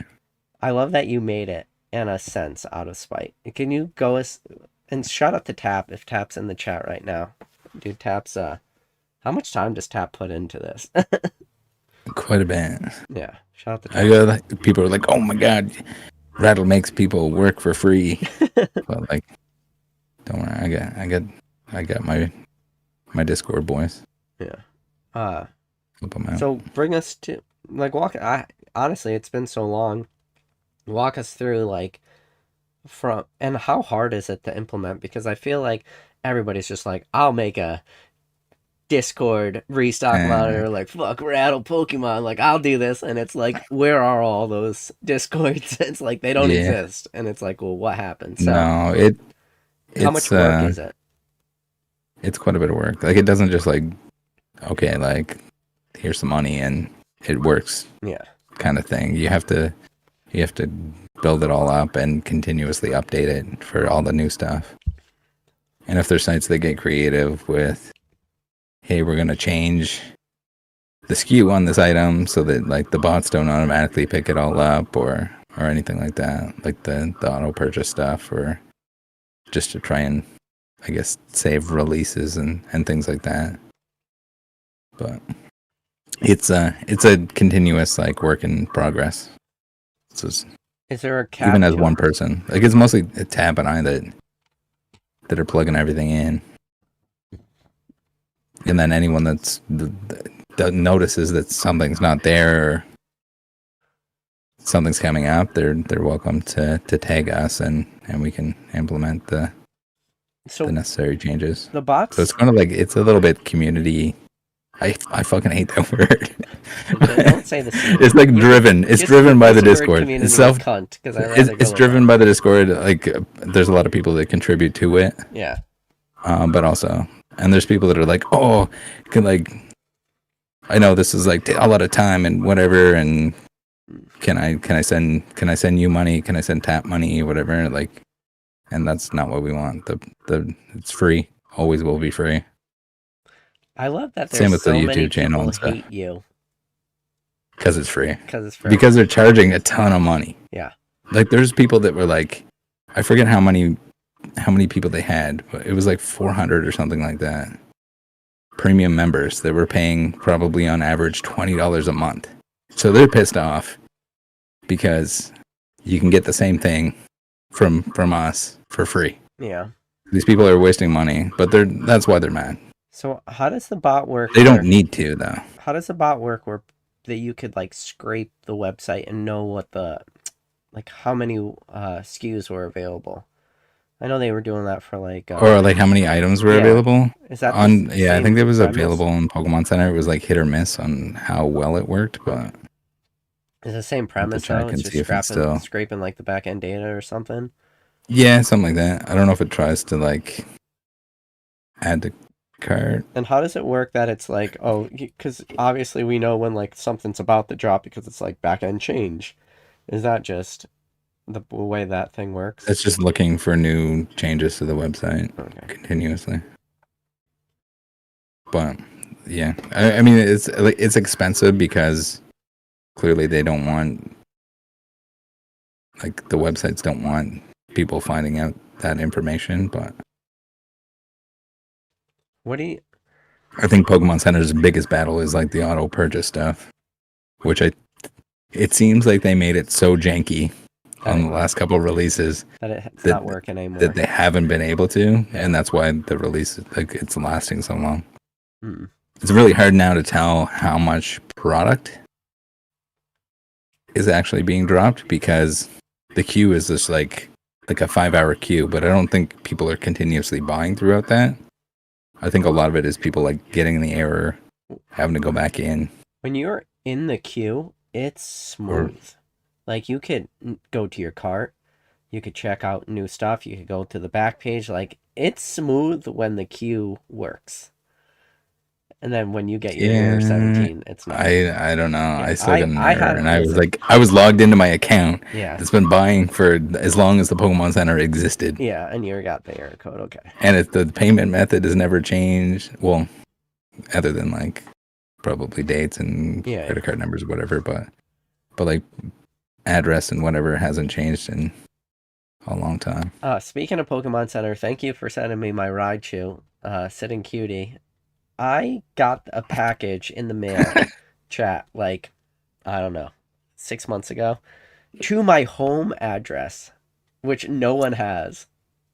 And it was an item from Except Pokemon Center that I did not buy that said 2PK, you, which all my Pokemon Center comes with my government name on it. I'm like, who? I'm surprised I didn't put something else like Yeah, inappropriate I had on no there. clue who it was, and I didn't even want to like broadcast it because in my head I was like, "Who has my home address?" And it was Rattle, and he asked me months later. He's like, "Hey, by the way, did you ever get this thing?" Uh, I figured I'd just like see it on the shelf in the background. It was supposed to be a yeah. secret Well, like funny thing. Oh, he's off. Hides them. yeah. He goes up during the lives once in a while. Speaking of which, I still have this. These Oh, are, nice. yeah, you know, when you've been around for a while, when you got one of these, the old Officer Jenny signed ones. What was that like the first thing you ever sent out to people? Mm,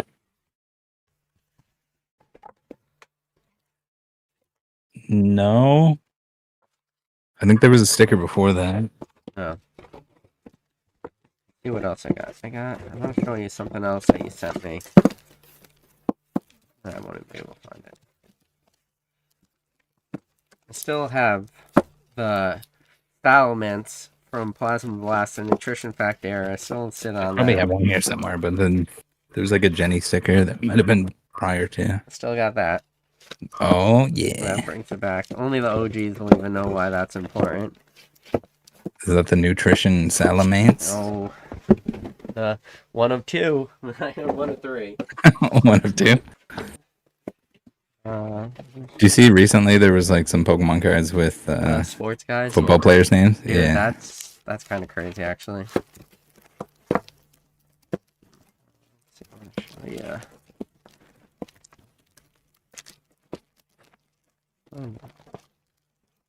These are some of my PC. Oh, so you sent me this, and it did hit the 10. MQ. Do you remember sending Nice. when you were opening this? It was Paldean Phase. Yeah. He sent that to me. I sent it away. Hit a 10. I don't remember it looking like a 10, but 8-8 I cert.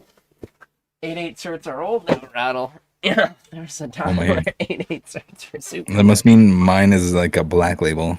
Oh, because if mine. So you didn't even send me the clean copy, You, knowing that I would grade it.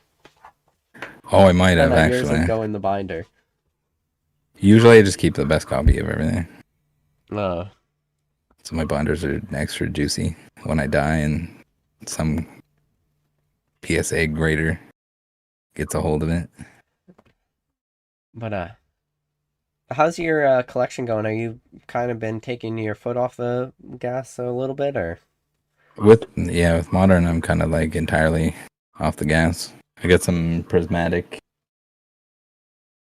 from the drop today. Oh. Usually I'm just picking up stuff on Pokemon Center.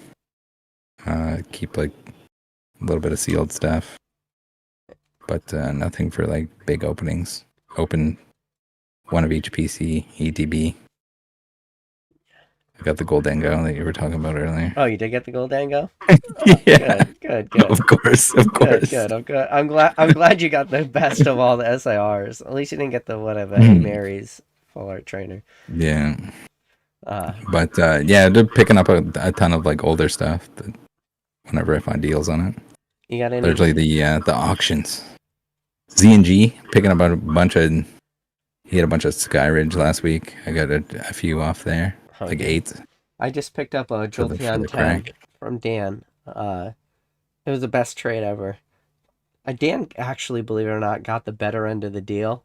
But we did a mega stream and he sent me a Skyridge Jolteon Hollow 10 that I don't have. I have the 9. I have a 9 in the reverse and I have a 10 in the non-hollow, but I didn't have a 10 in the hollow. And I said, Dan, what are you doing to me? He's like, yeah. He's like, I'll sell it to you. I was like, all right.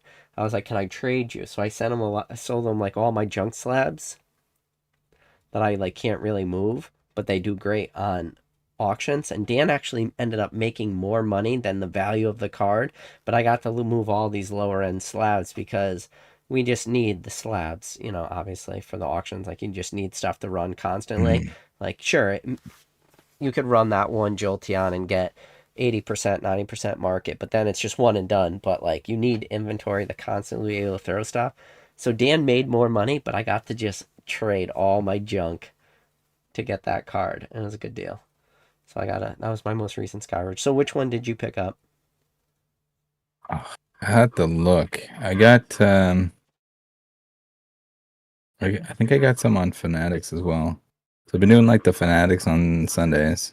You Dude, kind of hang out and I go through everything shout out to Kiki if in Kiki's the watching this. Discord. Kiki said you made a big Fanatics collect purchase. Or you no, in the Flipper League. You made a big flip, right? Kiki was saying you made a big Uh, high dollar one. Which yeah, everyone yeah. out there, Rattle, Oh, he's a the dirty thing that I flipper just bought or the masking. thing He's that masking himself. He's just a dirty flipper. we do have a flipper dipper league. We have And a Rattle, contest to I think see who Rattle's can take in first $100 place. and So don't flip it into the don't let most. him fool you. He's It trying to took talk over me. Don't let it him fool you. it took a long time for me to sell my first card. But I heard you might be in the lead right now.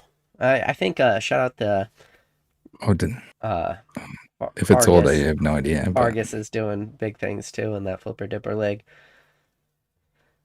yeah, they went into like the waifu selling. Let's see if I go to statuses 1.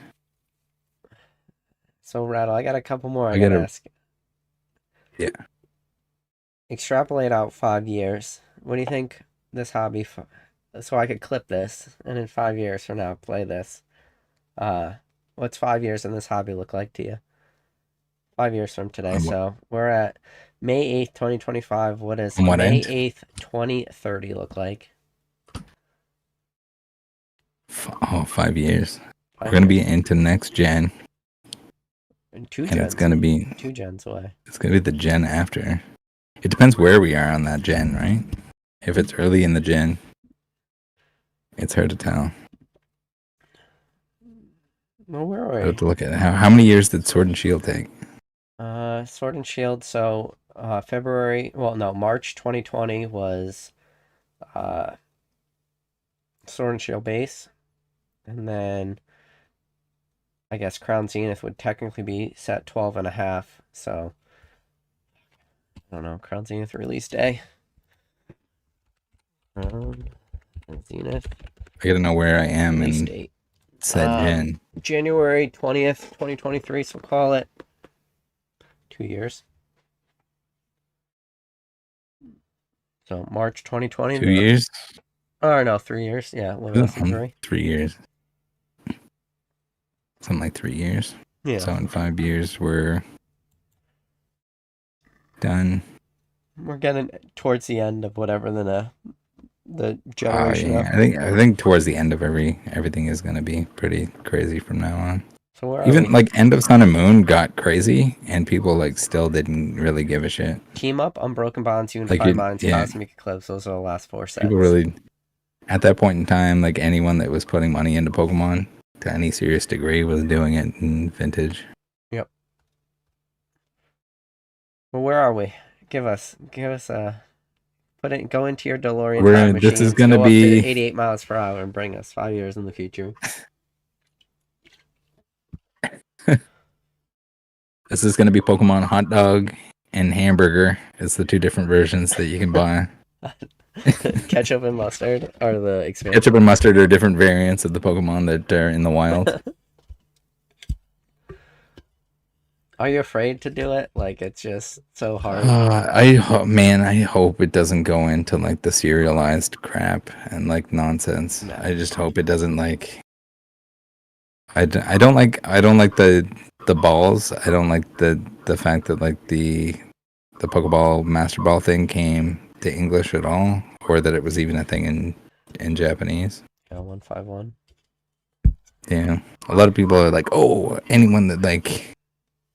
Everyone likes those. Like no, like I want every card, and I don't like those. Well, It's just like it's like a weird false rarity Pokemon's already variance. testing the market with the Mew serialized Chinese, the 151 Mew, 1,510 copies.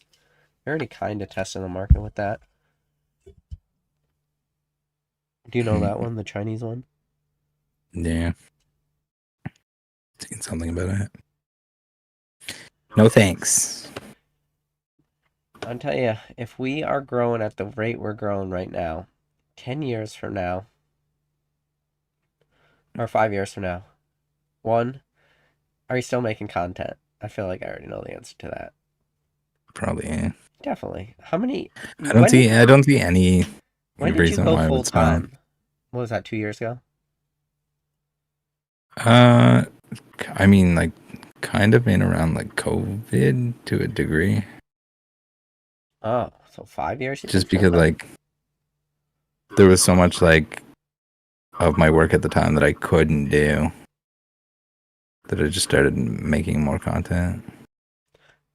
Blasty said I don't know retirement if it was wage. like, there was an overlap.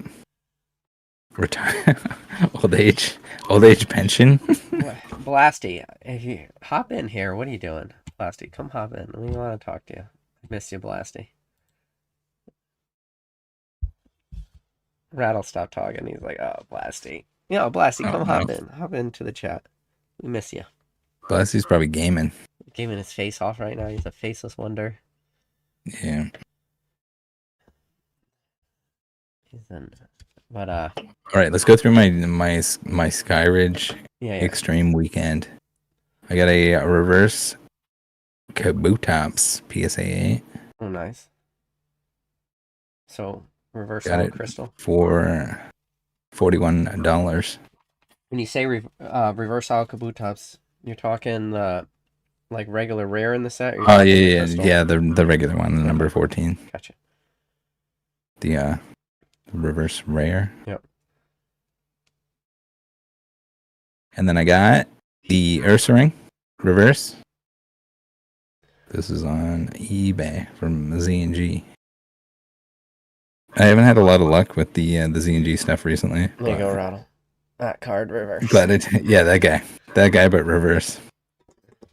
I got the Steelix Hollow. Nice. Pretty sick. The Vaporeon a reverse. What was the Stalix? What grade? They're all 8s. Steelix was $202.16. I feel like there's so much value in 8s right now. What number cert? High number or? Super high. Somebody got smoked on that ZNG submission. Then they probably paid a ton of money raw and just got 102, sir. Yeah, they probably got burned. I got the Vaporeon for $96.52. Reverse. In an 8. A little bit of a premium because it's Vaporeon. Yeah, I mean, it's an evolution now. I mean, evolutions are the hot thing. You didn't know, Rattle? I got a Piloswine. Holographic PSA 8 for $154.97. Dude, there's too many Piloswines in Skyridge. This is the Claymation Boy holographic number H22. So the Yukamori. So H22 would be, what is that? What Pokemon is that? H22? Piloswine. Okay, it is Piloswine. All right. Yeah. Yeah, because it's the Yukamori Claymation one on the right hand side with the bricks or whatever. Raichu is 27, Raikou is 28, and then it's like Raichu, Raichu, Raikou, and Rhydon I think are 27, 28, 29. See, all right, chat, this is a problem when you're trying to remember the order of the 32 hollows from Skyridge. I will never try in my life. You ever just realize like how much? So I talked about this on my live last week. I was like, I've wasted so much time in my professional life, like at my job. Like, best thing I ever did, quit my job, go full-time Pokemon. And I was like, all that time, wasted time. All the time I spent in Pokemon, none of it's wasted, right? I gotta keep telling myself that. Help me sleep at night, Rattle. I mean, it's all relevant now, right? I guess so. It makes you a savant. I don't know. I did chemistry stuff, and I don't do any of that now. Yeah, so isn't it funny, a lot of like the stems are in Pokemon, so you were chemistry. I know, speaking of which, you know what you need to do is highlight some of your older videos. A lot of people always ask about how to identify fake cards.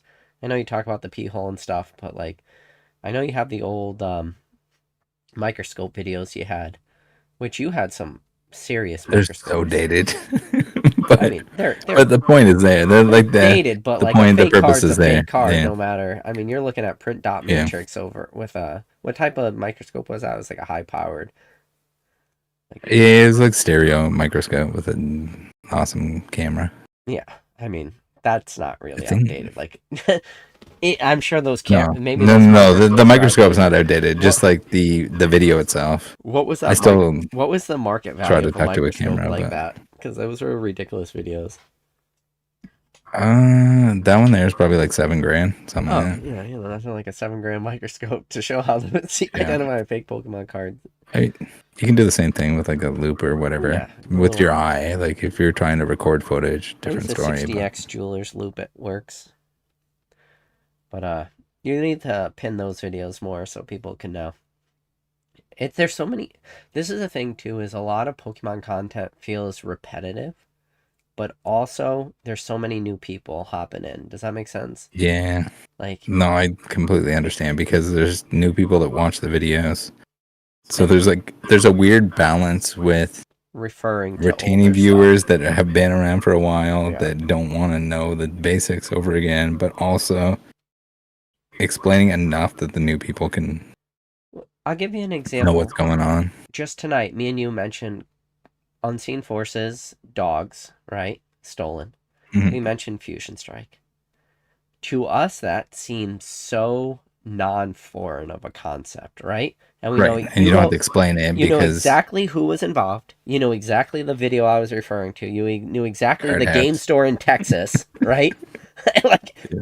you knew, and you've not only knew what I was talking about, you've had one of the people copyright strike your videos. You know, Yeah, you yeah. you know the person by name. You don't like that person. Like, or there's so many people out there. That sentence was so foreign to them. Does that make sense? Like they're like, I have no clue what PK and Rattle are talking about, but they're talking as if this is common knowledge. Do you Mhm. ever? Does it? Do you ever? So you do a lot of like you're obviously you're exposing what's going on. You ever want to go back and just make like a how-to video or no? Maybe. I think it's worth remaking just because I think I we feel like should. even now, even with like a lack of editing that clearly exists on my channel, Yeah. I feel like I'm 10 times better talking to the camera than I was when I started. Oh yeah. Yeah. It's just practice. And I'm like, I was never a good public speaker by any means. Like growing up doing projects or whatever, present in front of the class. I was like, oh, fuck, I don't want to do this shit. Yeah. Somebody said I forgot Now that's what I do. yeah. Now Somebody I said I present to forgot the about the pee class. hole. I only know about the pee hole because of you. But The it is keyhole helpful. checker. If it's not checker print, yeah. Yeah. And then I think you need to go back and do. I think you showed the fake first edition stamp was probably on a video you did maybe 2-3 weeks ago. Like how CGC pushed some fake stamps through again. And you were like, oh, this thing's all messed up. And in your video, I was like, oh man, Rattle is talking as if people remember the Arjun Dillon shit. Like, and when I was listening to Yeah. that, I was like, Arjun Dillon. Well, first of all, to say Arjun Dillon already means you know what I'm talking about. Like, that is already removing Uh, 99% of the people watching that video. And I'm like, yeah. I shit, try to say like, hey, if you don't know what's going yeah. on, I'm watch like, this video. Rattle is But talking about Arjun Dillon like people know who he's talking about. And then you were like, this is one of look, the biggest scammers of all time and then you in had, Pokemon. I was watching your video, you had the stamp on there, and you're like, obviously this is fake. And I was looking at it, I'm like, yeah, that is clearly a fake stamp. And I was like, there's no one knows what he's talking about. Like, this video is going to go over so many people's heads, and it's all about the stupid T, but you did do the line and everything, which was good. But Yeah. there's so many levels. Which, how does that still make it through a grader in 2025 too? Unless they're just I don't hiring know. new people. I mean, that should be great in Well, 101. new people, or it's just time constraint, right? Especially at points like this where you're taking a jillion submissions and people are like, "Oh yeah, go faster, but be more accurate," and that stuff kind of slips by. Shout out to Mr. John, Pokemon Radar. John has a whole binder of those first edition cards he bought from Argent. Did you know that? No, Yeah, I he's don't got think so. like a whole sheet of them because he didn't know, and then yeah, I think he actually found out from your video that they were all fake, and he's like, I don't know what to do with these now, so he just has them in a binder as like a remembrance of. I think some people were able to like scratch off the printed first Yeah, because it was just and a just have laser shadowless jet cards. printer, right? Was what he was using. I think he was using the fuck, what are they called? The little handheld ones that are like thermal. Uh, so they're like, okay, Yeah, it's like a little because that's thermal well, thermal. that's another thing too, just about identifying fake cards is just understanding like the black lines, how black lines need to be solid, you know? Yeah, Because when a lot of people copy cards, they're just all done as one, where in Pokemon cards, as a they're actually photocopy. different layers of the printing process, you know?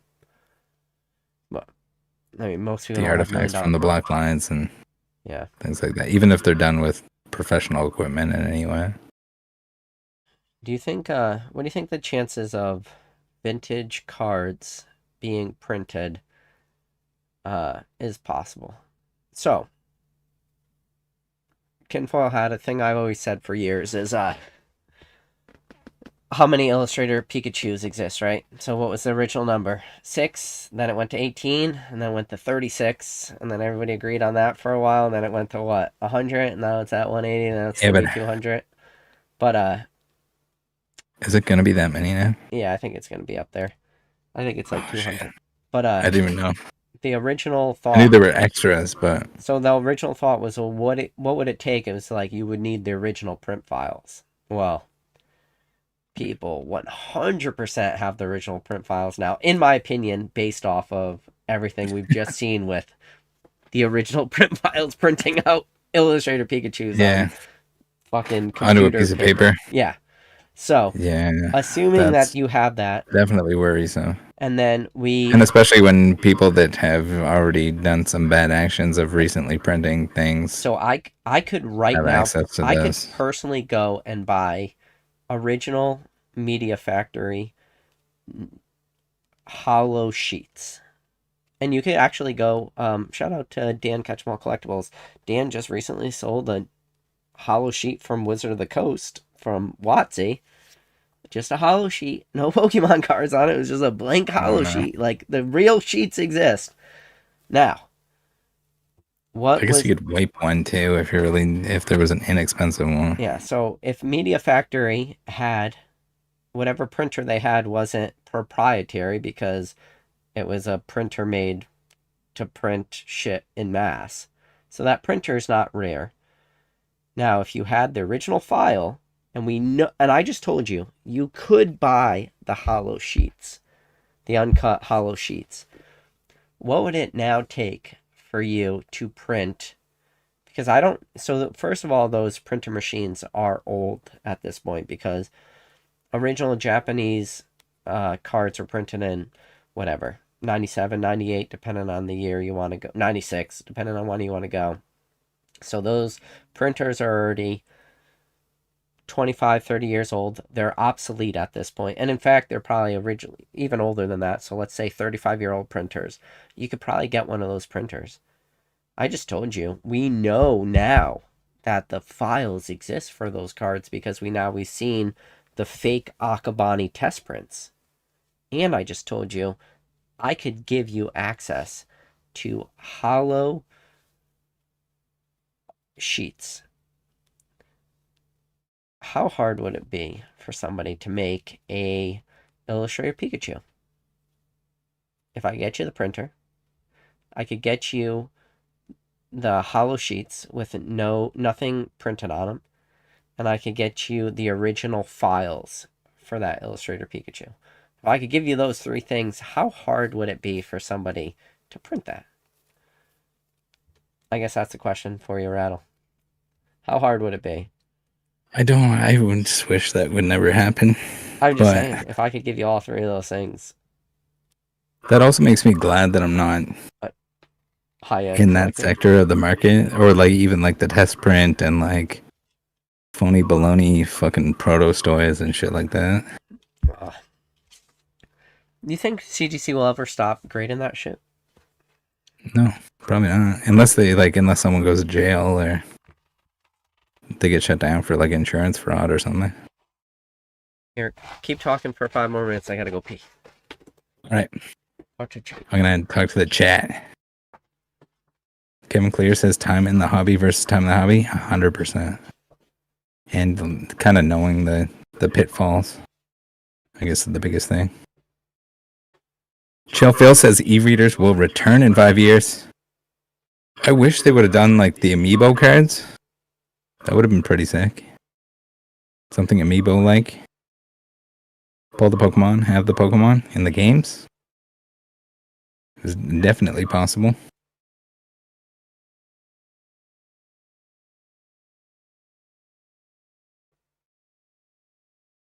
Son of a Merc says play Oblivion, and I have not. I haven't played any Oblivion related things. Playing a little bit of Tales of game at the moment.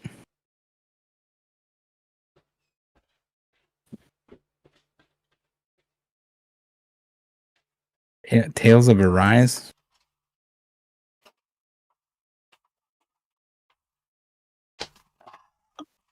Yeah.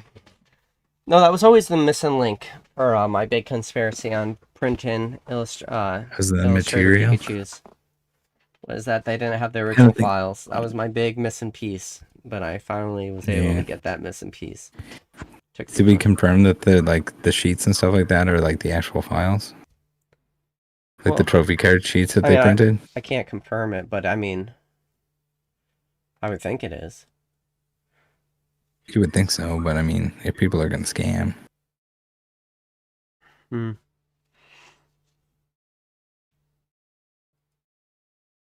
I don't know.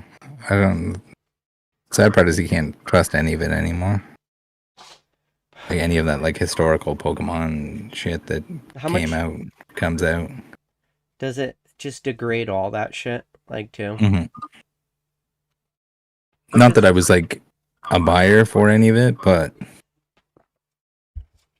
I think people are going to be more cautious of it in the future, and then also just I want it even less now. Like I'm glad that I didn't touch it, but if I had touched it and I got burned on it, like there's no way I'm touching that shit again. It's like if you buy from someone and they scam you. Fool me once, shame on me. Fool me twice. Yeah. Fool me once, shame on you. Fool me twice, shame on me. Yeah. Yeah. It's like the people that are like, oh, I used to be a scammer, but I don't scam anymore. It's like, okay, so you can sell to someone else. I'm not buying from you. Yeah, like, I don't trust you. There's people that haven't scammed anyone that I'd rather buy from. Yeah. What's your plan for going forward right now? How is Mr. Rattle Pokemon navigating Pokemon in 2025? We're already in May, dude. Not touching modern. I want to open all these sets, but I'm just gonna wait until it's available, and then like at that point, do I just pick up the singles? Probably. It's hard to say. If there's still value in opening the stuff, and if there's still excitement around any of it, like I feel like I need to do the Moonbryon 2 hunt. I feel like this has got to happen. Moonbryon. But in terms of like a journey together, do I just buy the whole set? I mean, it's a small set. Like as singles, probably. So you were the one that called it, that said that Journey Together would go down, but man, Journey Together is still over 200, which it has retraced, but... Yeah, that's just like how crazy everything is at the moment. I think a big reprint will kill Journey, but Mm. I don't know. My concern for Journey is just like the artificial sort of like artificial demand for it is going to, or the like initial spike in demand for it is going to Carry it. influence Pokemon to print too much of it because they don't understand. Maybe if they got to look 3 months out, or if they got to like make a split decision, what do we print? And they see, oh, it's selling out everywhere. Everyone's crying online that they can't buy it. Do they just put that into print? Would you want to print Journey over Prismatic, though? I feel like you just want to print... Probably not. I would hope that they know the difference. I would hope that they know the set size and how much they need. Here, like Prismatic needs just a disgusting amount of product. Yeah, I mean, I'm gonna give you the title of Rattle Pokemon is now in head of printing at Pokemon International. You're sitting in your office, blasting farts into your office chair at the Pokemon International headquarters, and you now have full reign on what's going to be reprinted. What are we talking about? All right, it's Roller Coaster Tycoon. 6-month timeline. I don't know if you choose to build another roller coaster in order to catch up on that shit, or does it turn into like Prismatic clearly, like Surging Prismatic clearly need reprints. I think that even Twilight could use one on the booster boxes.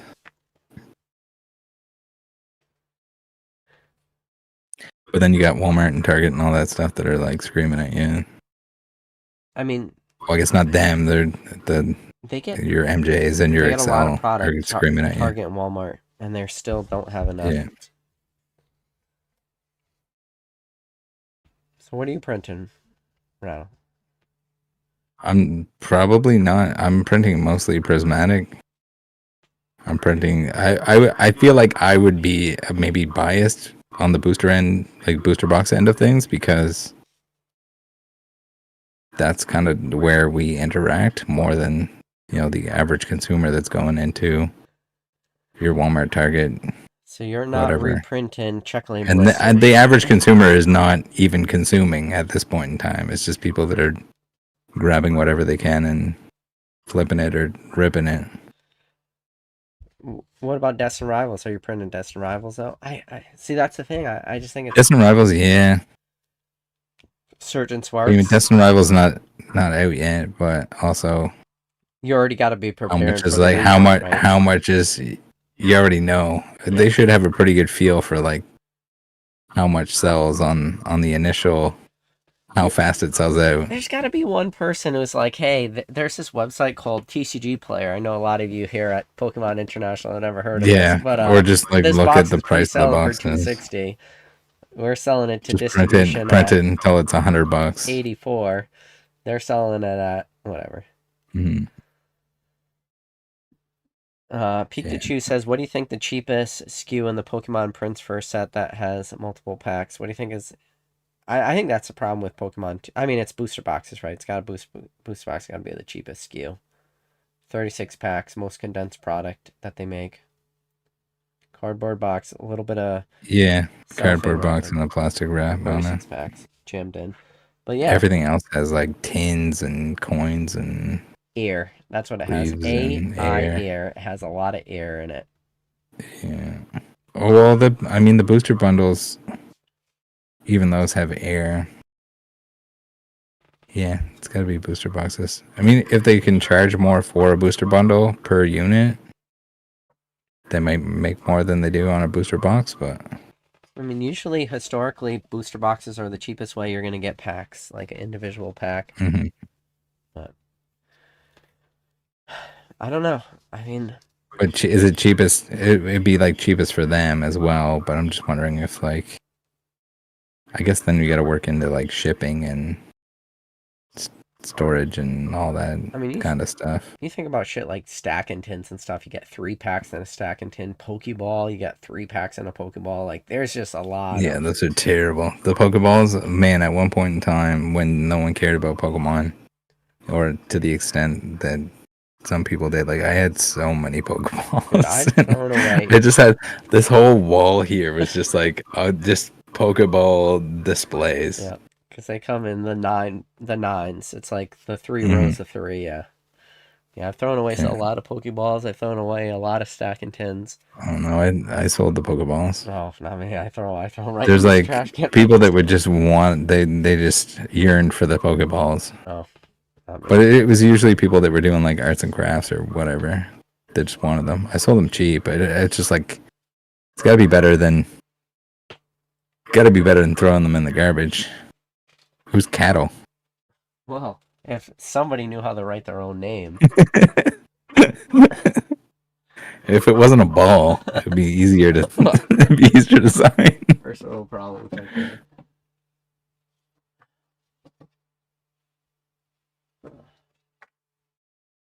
But dude, I'll tell you what. If you look right back there, streaming's been fun in the sense that in January I got to open up a base set box, man. In March I got to open up that fossil box. That's one thing. Like, say what you want, man, dude. I enjoyed both of those because you don't get opportunities like that anymore, man. Open up a base set box, like you just don't. And there's a base set Zard in there. No freaking Raichu. That was my one goal. Was to pull a base set Raichu. I never pulled it as a kid. I finally had my redemption arc as an old ass man yelling at clouds. I was finally gonna pull my Raichu and I didn't pull it. But I thought you were saying streaming. You were pointing at the N64. I was like, when did you stream N64? oh, I wish. No. I thought maybe you were playing N64 games. I wish I was streaming. Base set boxes. I'm telling you what though, I think I'm having more fun now. It's just a different type of fun. It's just as weird as it is to say, is I'm going more with the flow right now. If that makes sense. I feel like I was so hyper engaged for so long that I'm kind of just like, I don't want to hold the wheel anymore. Like, I was driving on the highway for so long, just holding the wheel, like, and I was white knuckling it the whole way. And now I'm just like, fuck it. Just like, let this AI take over. Let's hope it doesn't kill me. I feel like I'm desensitized to the whole like market craziness stuff. Just like after you see it happen, Well, you see everything. So I would say out of like, I don't know, what percentage of the messages you get are you actually making content out of? Because I feel like you say it all the time. very few. Like I have like a never-ending amount of DMs, and that's why I kind of mentioned that if anyone has anything that's urgent, like at me in Discord general chat. Like if I have 460 direct messages right now that I haven't looked at on just on Discord. That's not like Instagram and Twitter and everywhere else. Email. And Not too many. aren't a for lot the of email, them? I think you said I was looking at your Discord. You said a lot of them were like people will message you and just be like, "I have a weird feeling about this," and you're like, yeah, "You need to Like, like give me a little like. Do you have an example?" And they're like, "No." Can you go back and watch like 20 hours of this person's content and see if you see anything fishy? And you're like, no, yeah. no, I can't. Can you like clip a scene? I can't go watch. Can't go watch 20 hours before, or they're like, can you tune into all their streams from now on so that make sure they're not doing anything? I can't. There's unrealistic expectations, but there's also just like, if you're gonna send me stuff, like try to have everything, like not to be a dick or whatever, but just try to have at least the general information of what's going on, and not like hey Rattle, do you want to send me can I send you a video where a scammer scams? And then I'm like, yes, but then I gotta like remember to go back to to check to see if you send it to me eventually, that kind of thing. So like if it's urgent, at me, try to everything up front that you possibly can. All right. One of your more I had someone the other day. No, I gotta ask you before you get the scammer scamming with the prismatic pack where it like disintegrated. Listen. I don't think it was real. No, it was real, dude. I think it wasn't because it was the worst. Like it was it's comical. Like I feel bad for whoever might have got scammed, but it was. I feel like they knew. It's the most. He's just like. There's like. I don't know. Not the scammer. I feel like the people. Yeah. The people like I felt like that was the closest thing to. I feel like this guy's just. And then the fact that it was recorded and stuff, and somebody bought in, and I don't know. There's too many layers to make me think that this is just somebody trolling. I think I've only had one person so far on Whatnot that like staged of content, like, essentially staged a scam just for like clout. Yeah, I guess. Then they made a video about how they like tricked me, but like even in their own video, I said like this person's probably trolling, but I'm gonna show this anyway. That kind of thing. Fake cards and whatever, just burner Whatnot account. Here's a good question from Peak.Chew. He says, Rattle, have the paid monitor Discord ever reached out to you to get you to stop notifying people of restocks for free? No. They usually just call us racist and homophobic. In order to justify, you could pay them $20 a month to not be racist and homophobic. I think it was a typo at one point, so now it's an ongoing joke. Yeah. So Barry says, I think if Pokemon knows they have pre-orders, they have to put out enough for regular people to buy too, so they sold out to the scalpers and said, well, boys, job well done. I don't know. I think they, actually, there were some of the bot Discords actually posted saying that they weren't able to get through, so I think it was, they actually did good.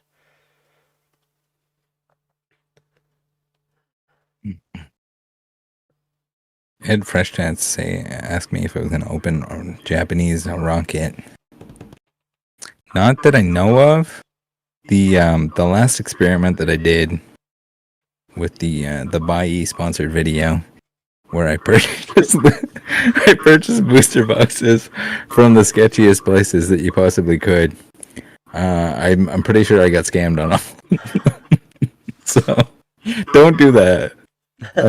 But in terms of, that was I could buy them from somewhere more reputable, but was that the one with Billy on it when she was like, I'm pretty sure you got scammed, and you're like, damn it.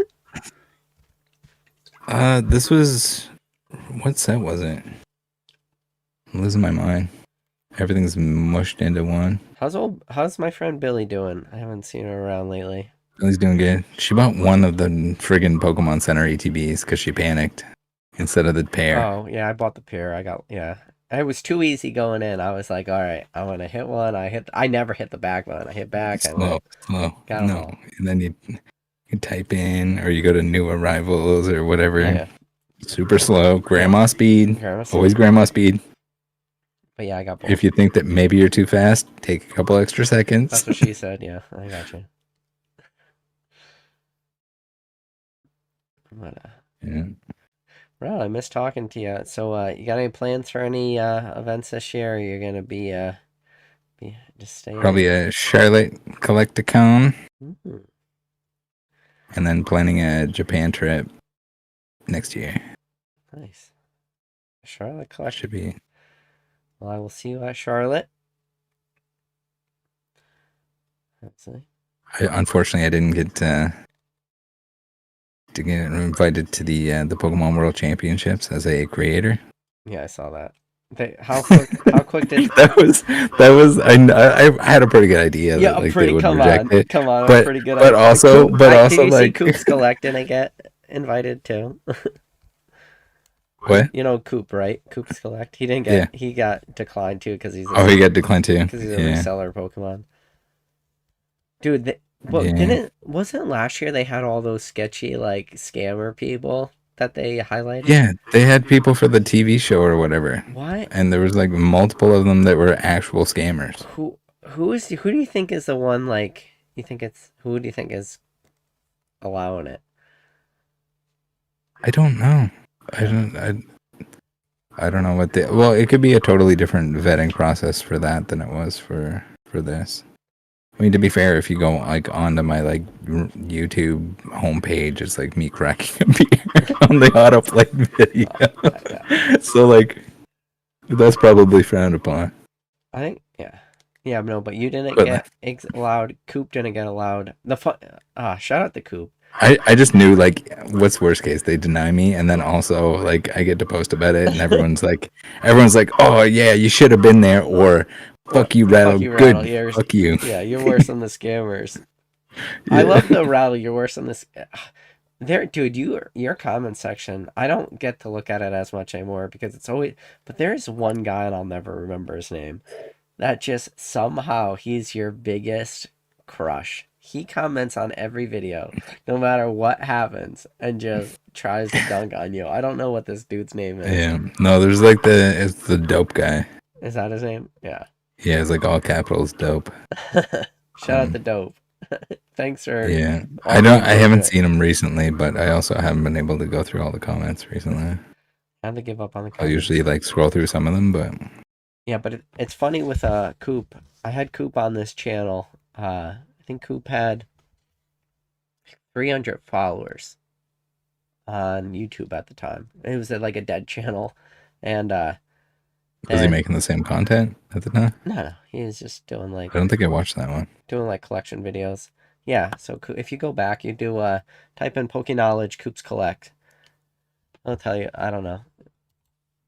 Probably tell you what year it was. It was probably a couple years ago. And then when he had his first viral short go live, he instantly jumped up to like 75. He only had one short that went viral. It was like 2 million, but he got like 75,000 followers on it. And me and Coop were still talking at the time, and we had a Instagram like FaceTime call, me and him. And I was just like, dude, whatever's going on with your channel is freaking crazy. He's like, dude, I know, this is freaking nuts. And I was like, well, I'm using Opus for my shorts. Like, and I went and I showed him how to use Opus. I don't think he ended up using Opus, but it's funny. We did an Instagram chat, me and him, and he was at like 75,000. And that was right after, and it was like a day or two. He went from like 500 to 75,000 followers. And then, dude, it's just crazy. Like, if the algorithm picks you up, man, it Hmm. just it picks you up. It flies, yeah. So I had a message with you. You messaged me on Instagram. I was like, dude, I don't manage my own Instagram anymore. Like, don't message me there. So I've been running through a little, just some learning curves there. But I stopped managing my own Instagram, and then I didn't have a TikTok. So my Instagram manager, I said, create me a TikTok. I'm still trying to tell him I'm like just blast stuff out there. So I gave him access to my Opus and let him make shorts. But my they don't know anything about Pokemon, and I gave him access to my eBay affiliate link too. I think that's when you messaged me, and you're like, "Dude, you gotta be careful with this." And I was like, "It's not me." I gave him access to my eBay affiliate link. I was like, "Oh, just go make some affiliate links, whatever." And then they posted a fake like Illustrator Pikachu and a PSA 9. It was like a super obviously fake listing, but they didn't know. And I was just like, okay, we're gonna stick to PSA, Instagram or eBay, and we're gonna stick to the ZNG eBay. Yeah. Only link from here. Don't link from anywhere else, because my original advice to him was, if you do link an auction, make sure that there's a lot of bids on it. That's what I told them. So they found like an Illustrated Pikachu and a PSA 9 from like a 4 feedback seller that had like 15 bids. And I was like, okay, Straight from China. yeah, it is my fault. But,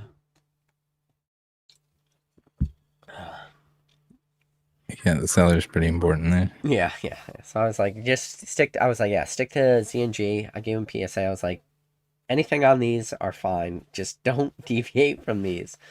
But, What So the thing with the auctions is like I don't even have enough time to go through all of them. I haven't even looked through any of the PSA auctions.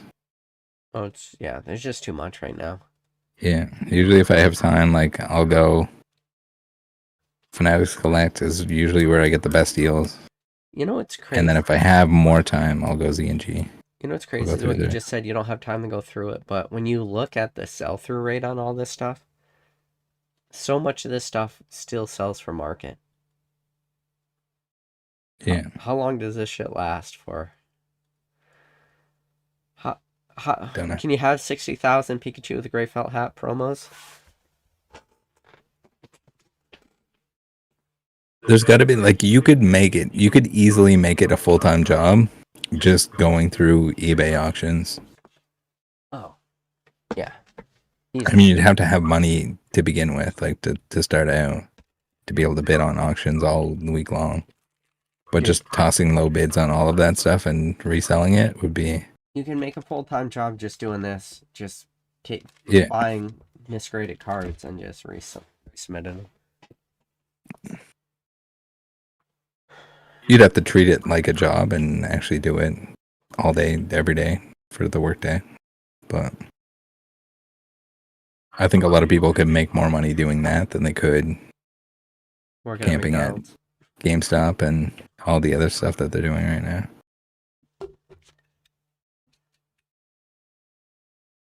What's give us a sneak peek. What's the next Rattle video? What are you working on? You got anything big brewing in the can? Tomorrow is probably gonna be. I have some like employees that are buying the stuff before people can buy it. Got a little theme going there. Like a GameStop employee kind of thing, or Yeah, more like big box stores oh, okay. and stuff like that. Especially the Pokemon Center machines. There's a dude that fucking flipped out because he cut the line and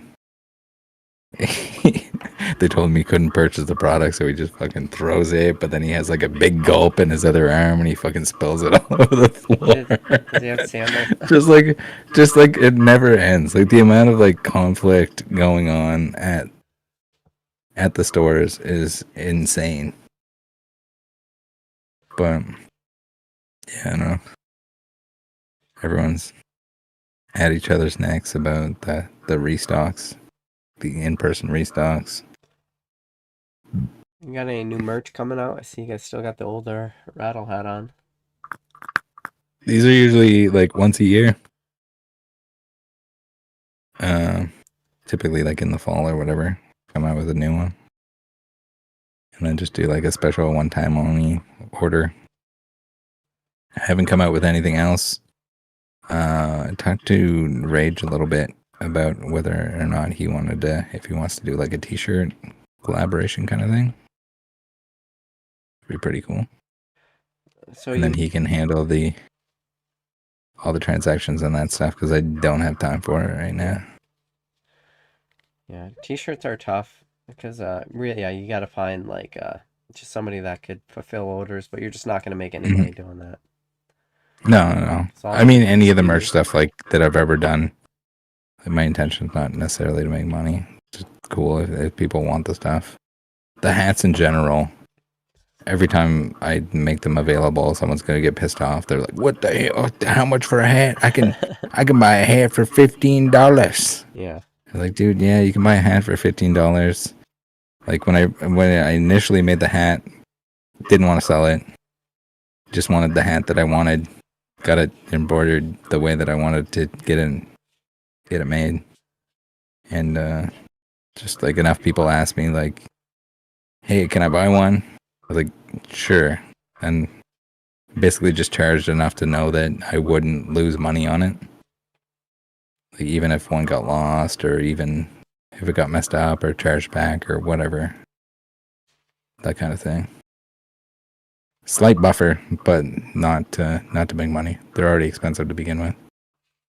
But So now I gotta it's ask. not the same as doing it on a large scale. Now I gotta listen. I don't have a lot of people on my channel anymore. I'm too busy. But now that I have somebody, I gotta pick your brain. You think you could ever go back full time? Because I'm at that point where I just They're could never. Like, could you ever go no, back to the but 9 to no, 5, go back to like the workforce? no. I could. I mean, I could do something else, but I don't. I don't think I could go to like to an office or anything like that. Do, It's tough too because like my most recent employment was already like the self-employed thing is like a must hmm. almost. Just in terms of like the way that I motivate myself is like I want to build myself up rather than contribute to something. Like that's where I can find extra motivation and extra time to sink into something. Like I would never want to sink extra hours into something that I'm not going to see a return on or something that I don't automatically get that like self level up. Yeah, I think that comes into. So I think it's So a personality type or what's your something thought on that consistency? Because you're just doing the consistency. Now I'm gonna start talking to everybody about like consistency. Where do you think like consistency is key? oh, I mean consistency is key in general, but also just being able to I guess just like drive in general. If you find something that you like or find something that you want to do. You think Pokemon just like embeds itself into you in a way? Like, do you think you can't shake it? Like, I'm at the point now where I'm just like, I like play all the snares and like, could you ever be out? You know? It's just like, I think of No, I don't think there's like the any John Wick point that I could be scenario. like, Like, I'm out. John Wick was out. yeah, Could you ever really be out? no, They're gonna come get I you don't probably, think so. huh? Like even if for some reason I stop making content or I stop making as much content or whatever, I don't think there would be any scenario where like I would just stop collecting Pokemon cards. Like it would take something like catastrophic to. Yeah. I don't know. I'm at the point where I don't think you could ever be out now. I think you always just kind of gotta be in. And I mean that maybe that's a good thing, maybe it's a bad thing, but I don't know. Like it hasn't been that long that I've been full time, but I'm like I can't even imagine segueing away from it. And I don't know. You do it all on your own too, and I am doing it more in like a partnership way. And I mean, more kudos to you that you do it all by yourself. But does it ever tax on you, ever weigh, or are you happy just kind of being Yeah, a lone wolf in a way? yeah. I mean, like, and I've looked into like editors and that kind of stuff in order to make it. I mean, better with. Not that I necessarily want to put less time into it or effort into it, but that's not my area of expertise by any means. Yeah. But it's just tough where a lot of this stuff is like time sensitive Mm. and also like there's probably some diminishing returns on the content itself and how much of that is going to lose its identity and no longer be like the important information and turn into something that's more there's probably a trade-off there too where if it's less informative but more newbie non-Pokemon friendly, then it gets more views and gets more exposure, and so I don't know. Mm.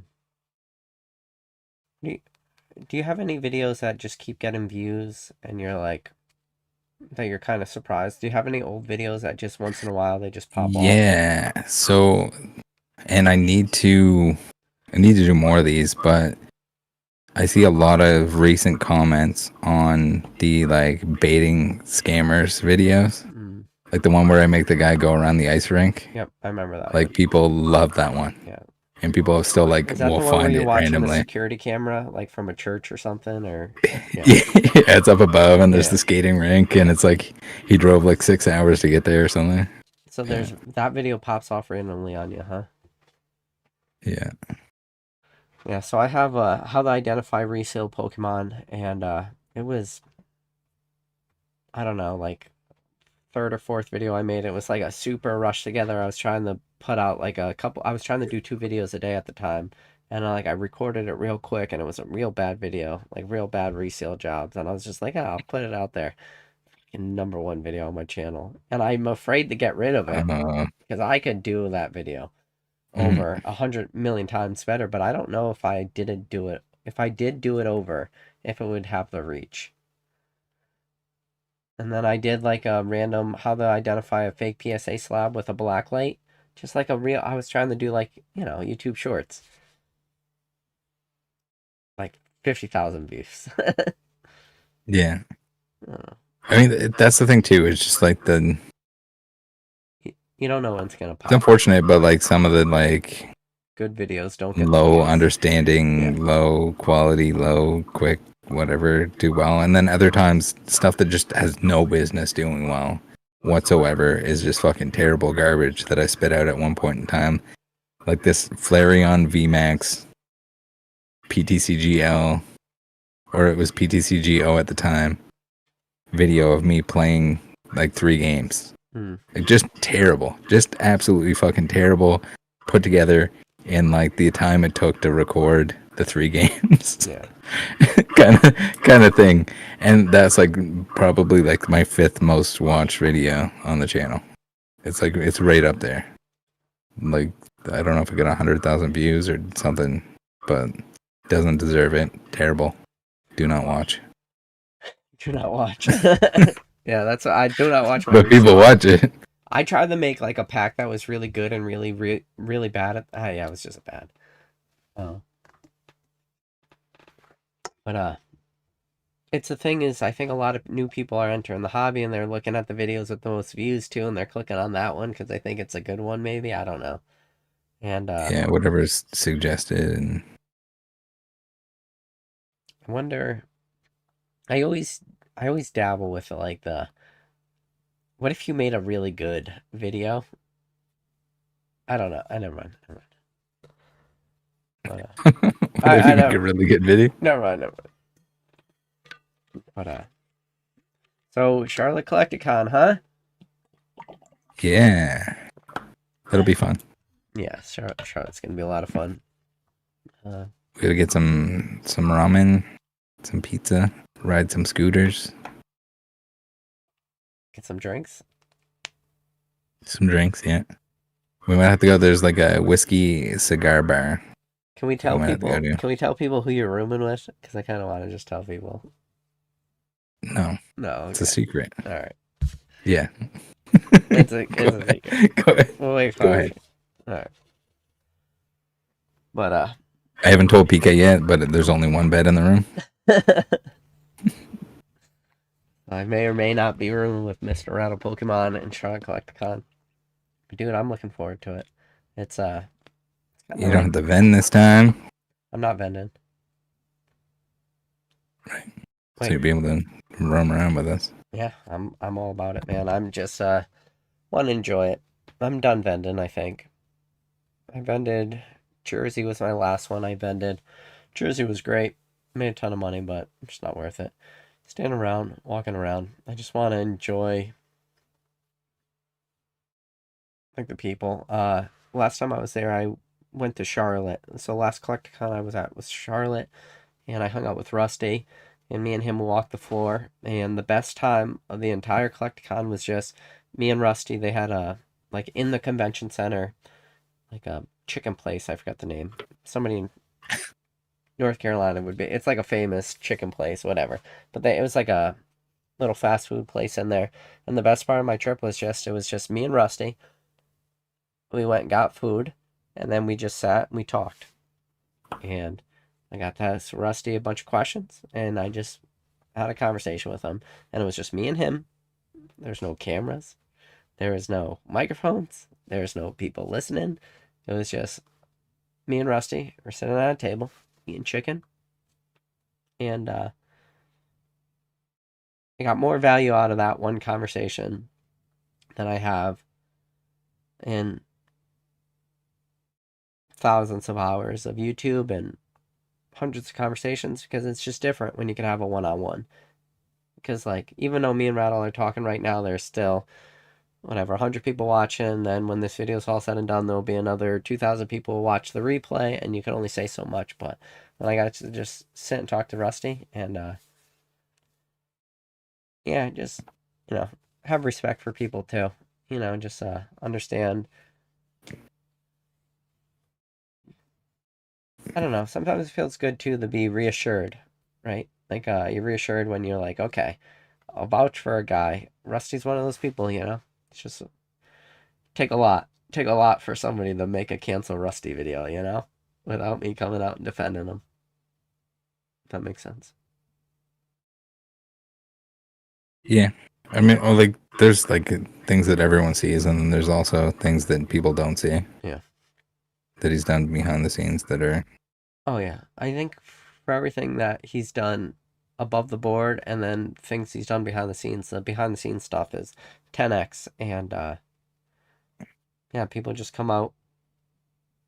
I don't know. You understand. I always say it like this. I said, if you had whoever you consider a pillar, I hate that. I don't hate it. I like it. Whoever you consider a pillar of the hobby, right? Like, if you took 10 of the biggest pillars of the hobby and you put them in a room, and then you just asked all 10 of those pillars, who's the biggest pillar in the hobby? If you're going to just, like, across the board, have everybody say the same thing. I mean, that's gotta, Mhm. what is it? That alone is so important. So you're not only respected on the lowest end of collectors entering the hobby, you're respected on the highest end and everything in between. I think that means a lot. PokeKid said PK on a scooter. Oh my goodness. Rattle, we're doing it. But I'm not doing it sober. What, on a scooter? Yeah, I'm not doing The it sober. scooters those are fun. I'm not doing it. No. Oh, can we go to the gun range too?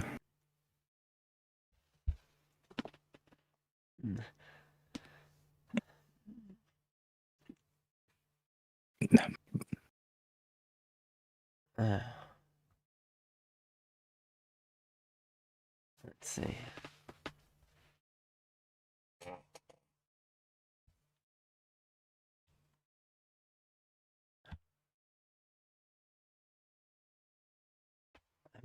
I haven't been reading a lot of chat, but what is this very Barry, you sound pretty upset.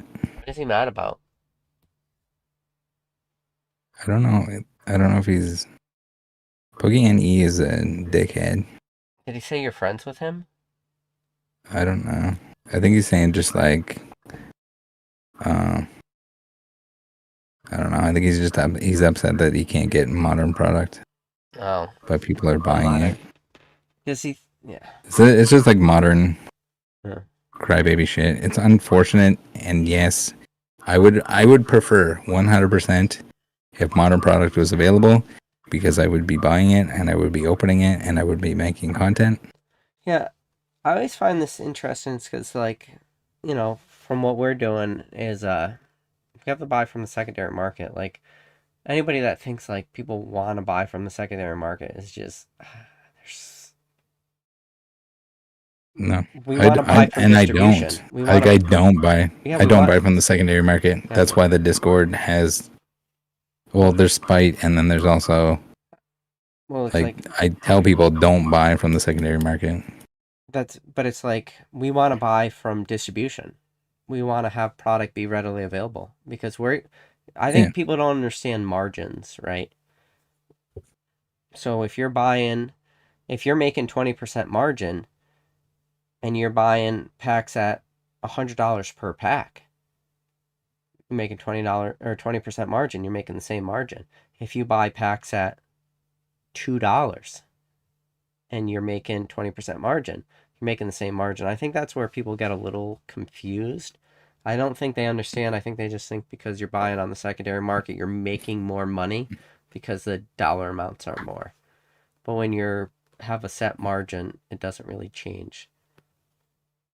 Yeah, I mean, like, also at the same time, it's like a patience thing because historically every set has been available for MSRP or better. I think even better at every point in time. Other than the most recent stuff, people will be like, "Oh well, what about prismatic?"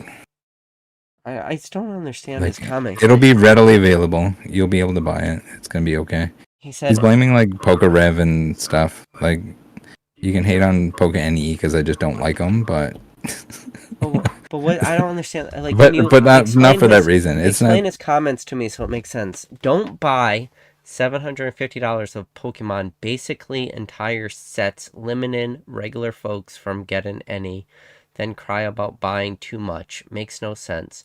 Go cry more, Pokemon. What does that mean? Like, I don't what know does that, what? who's buying the entire sets or No, what is whatever. the But 750? Like, what, I'm struggling with it. I thought he was talking about me talking about how I was gonna just buy Journey together later. But the thing is, you gotta wait, What, like a just case? A wait. case of Journey Patience. It's a together patience is thing, way and more people than don't understand. $750. I'm confused. I guess I don't understand the comment. And did we Yeah, I don't mention know. Pokemon today? I don't think so. I think he was mad at Pokemon and he was mad at Pokerev. Everyone blames Pokerev. Pokerev What has made like the same, comment? Yeah. like, oh, I'm opening $1 jillion and I'm opening $1 jillion packs of this set. I'm gonna open the whole set for all the sets that suck. He's opened it for all the good ones, and now people hate him People and blame forget him when for. he did the Lost Origin chase and he made the Aerodactyl go up overnight. Like, people probably weren't even Yeah, around when that happened. When he just no, they happened to weren't. not pull But an like air. everyone wants something to blame it on, and they're blaming it on the wrong thing. Yeah. I have no clue what he's talking about, even about Pokemon. I don't even know. I'm so confused at these comments. Pokemon made a recent video saying he bought 750K of the newest black and white set. Yeah, The dude has not distribution, $750. 700. and Yeah, I don't think that could be true because black and white's not available from distribution yet. So I feel like Barry got hooked by a clickbait title. maybe. Barry, bro, go Don't take buy a it. nice hot shower, Wait. dude. I'm pretty sure If you it's just too got expensive clickbaited. out the gate, don't buy it. Buy it later. I didn't even watch this Pokemon video, but just reading what you said, $750,000 for the new black and white set. Barry, I'm just letting you know that he didn't. You just got clickbaited, and I don't even know what video you're referring to. He didn't buy $750,000. Bro, you just got clickbaited. Then dude, you just got clickbaited.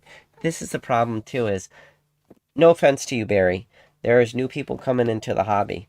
Now you guys are just, listen, if I'm wrong, I will go watch this Pokemon video. If he actually did buy 750K worth of black and white set, I will make an official video where I'll fucking come and Barry, you'll have your own personal YouTube short where I will apologize to you. But bro, I'm pretty sure you just got clickbaited because that's not even a possible thing. And I will go watch that video, and if I'm wrong, I will make a video and it will be titled directly to you because I'm pretty sure you're a moron. I'm sorry. Bro, be better. Be better. So, be better. Just everybody out there, be better. All right. Just saying. Zari Larkin says, do you think PK is doing this for views? Of course I'm doing this for views. That's why I'm just doing it for views. I've done a video every day and have 0 subscriber growth for fucking 4 years. He's doing it for the he's doing it for the love of the hobby. Yeah. I think Barry said I may be wrong. Barry, I'm pretty sure you're wrong, man. I'm pretty sure Pokemon. I will go watch that video and I will dedicate a video to you apologizing that, oh my god, Pokemon did buy $750,000 of a set that is not available to be bought. But yeah, I'm not gonna entertain that anymore. Barry, I'm sorry. I think I gotta time you out after that. But I will make you an apology video. So you can come back in a day. All right. You're 50 now. I'm sorry. Oh no, yeah. I We're feel turning like to Gary. We're Gary. I entertained some of that for too long, but I will. Barry, you're timed out for a little bit, but I will make an apology video if I do believe that Pokemon did something that was 86,000, impossible. 86K seconds. You should have timed him out for the 200. Yeah. What did he do? He bought What 200 was the number? What was it? 750K? Did he say 250K? Yeah, you should have timed him out for 750K seconds. Yeah, 750K seconds. Like if you did somehow buy $750,000 worth of Pokemon Center ETBs, Pokey.NE, I will fucking come on this channel butt naked and I will apologize to you. That is a lie. Of Pokemon Center. Was he saying that it was today? I don't know. I was Well, really it would have to be like Pokemon Center, or it would have to be something else. Unless he was buying it from people that like it's bought not it. available from distribution yet. It's like you couldn't even put pre-orders in. And it only came up on like Best Buy yesterday. Yeah, it's not a thing. There's I don't know. I think we spent too much time on that. Yeah, probably. But I mean, the thing is, like, everyone wants to point fingers. They're gonna be like, "Oh, it's Pokerev. It's his fault. He did it. Dude, he did this to the hobby." Attack Danny It's the Phantom same. videos. It's the frosted caribou syndrome. Oh yeah. It's the same shit. It's the I want to blame someone. I'm gonna blame the prices on the people that hype it up, but they hype up the shit, the semi shit, the fucking mediocre, terrible, maybe okay, whatever, regular markets. And then everyone comes in that's new and they're like, oh, it's Leonhardt. It's fucking Pokerev. It's anyone that gets views on a video and says that stuff is cool. Do you think that's just like a wide shot, like just kind of buckshot, just get mad at everybody kind of thing?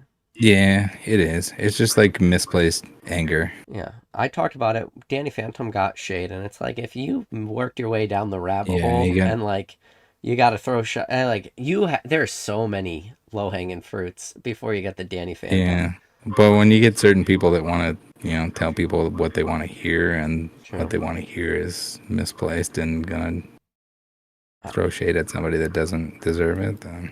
Can you build your channel long term doing shit like that? Yeah. I think it's beneficial. It's beneficial to be like phony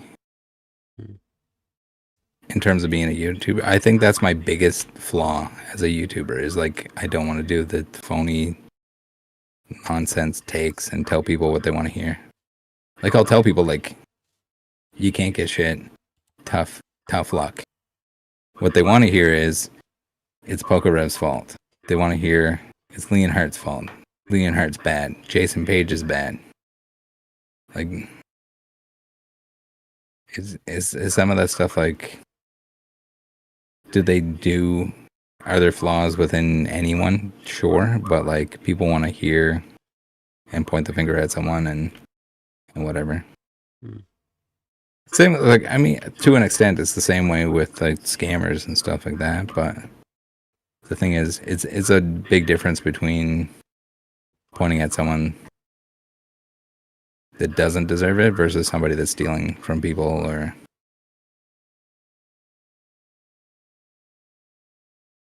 Yeah. But yes, Mr. Rattle Pokemon, listen, we went for 2 hours, 47 minutes. Time flies. It does. I think chat more often. We should chat more often. But I'm looking forward to Charlotte. I'm looking forward to seeing you in person. I'm looking forward to seeing some of the Rattle Discord guys. You're doing what you're doing, Rattle. Man, it's been a wild time. Yeah, kicking butt. I can't wait to.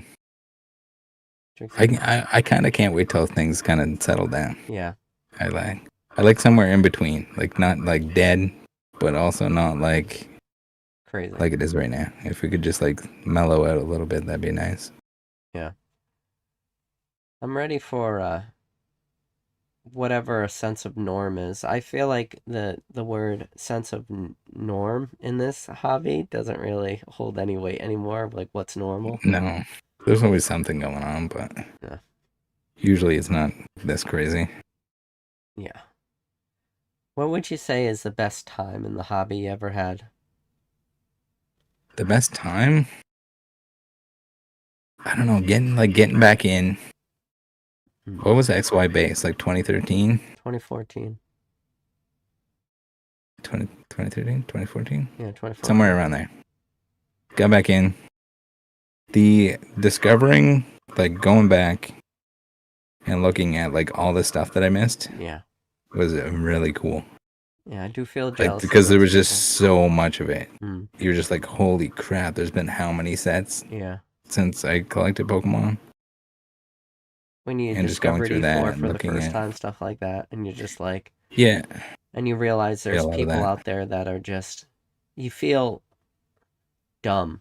You're like, I don't know Yeah, these anything. people are like, what? They're talking about what? Yeah. What is this? And you're just like, well, there's people that like Pokemon so much, and then it actually makes you want to like it more. Because you're like, Yeah, what if I know as much as them? yeah. And And then people showing stuff off, and you look at it, and you're like, what the hell is that? And you look it yeah, up. There's just like so much to learn in the beginning. Not that there's like ever when you, a lack of things that you can learn because you can't learn everything in nope, Pokemon. It's impossible. impossible. You'll never be an expert in every area. Impossible. Don't try. Be it, yeah. Pick your things that you like, but know kind of about everything. And just go in the Bulbapedia and read in article after Yeah. article after article of just, and then you wonder, like, Mhm. yeah, there's so much out there. And I do feel, yeah, uh, man, I hope Rattle 30 years from now, me and you are sitting on this. I hope we're just fucking, yeah, grumpy old men. Maybe we'll have a podcast in the future called Grumpy Old Men. It's just us. Yeah, yelling at cloud-shaped Pokemon. Yeah. And every thumbnail is just me and you going like this and just a cloud, big puffy cumulus cloud right there in between us. And we just yelling at it. And man, I hope. How do you put a lot of value in hope? Like just And hope. yeah, hope and the what if. You ever think about the future, or are you just kind of too worried about the now? Uh, no, I don't think I'm too worried about the future, at least in like the near term, in terms of like Pokemon itself. I do think there's gonna be like ups and downs, and gonna be a lot of like fall off when the downs happen. But in terms of people, but I don't know. I've made a lot of friends, and it's weird because the longer you stick with Pokemon, the more you realize that like people will get in and out of it, and some of them like they're still friends, but like don't interact with them nearly as much because they're not into Pokemon. Sure. And when primarily your interactions were through that.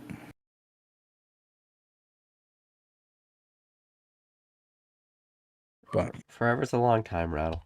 All right. forever. Forever. I think our lifetimes. I think Pokemon's gonna be my prediction is Pokemon will go. I mean, there'll be ups and downs, but I think it'll still be going strong through It will outlive us both. our existence. It will outlive us both, man. And through the journey, which is Pokemon, there will be ups and downs. There will be gains and there will be losses. And there will be friends that will be made and friends that will be lost. At the end of the day, Pokemon is the one consistent. No, continue to live on forever. All right, guys, I do appreciate each and every one of you guys. I know I could speak for myself. I'm sure I could speak for Mr. Rattle Pokemon on this one. We do appreciate each and every one of you guys for tuning in every video, every live stream, watching the replay. If you guys did make it all the way, if you are not watching real time and you made it on the replay and you made it to the end, put a, what are we going to put? Eggplant emoji? Put an eggplant emoji in the chat so we know. And the double eyeballs. Yeah, eggplant emoji with double eyeballs and a shocked O face. All right. You got any final words, or is No. Get out of here. get out of here? Yes.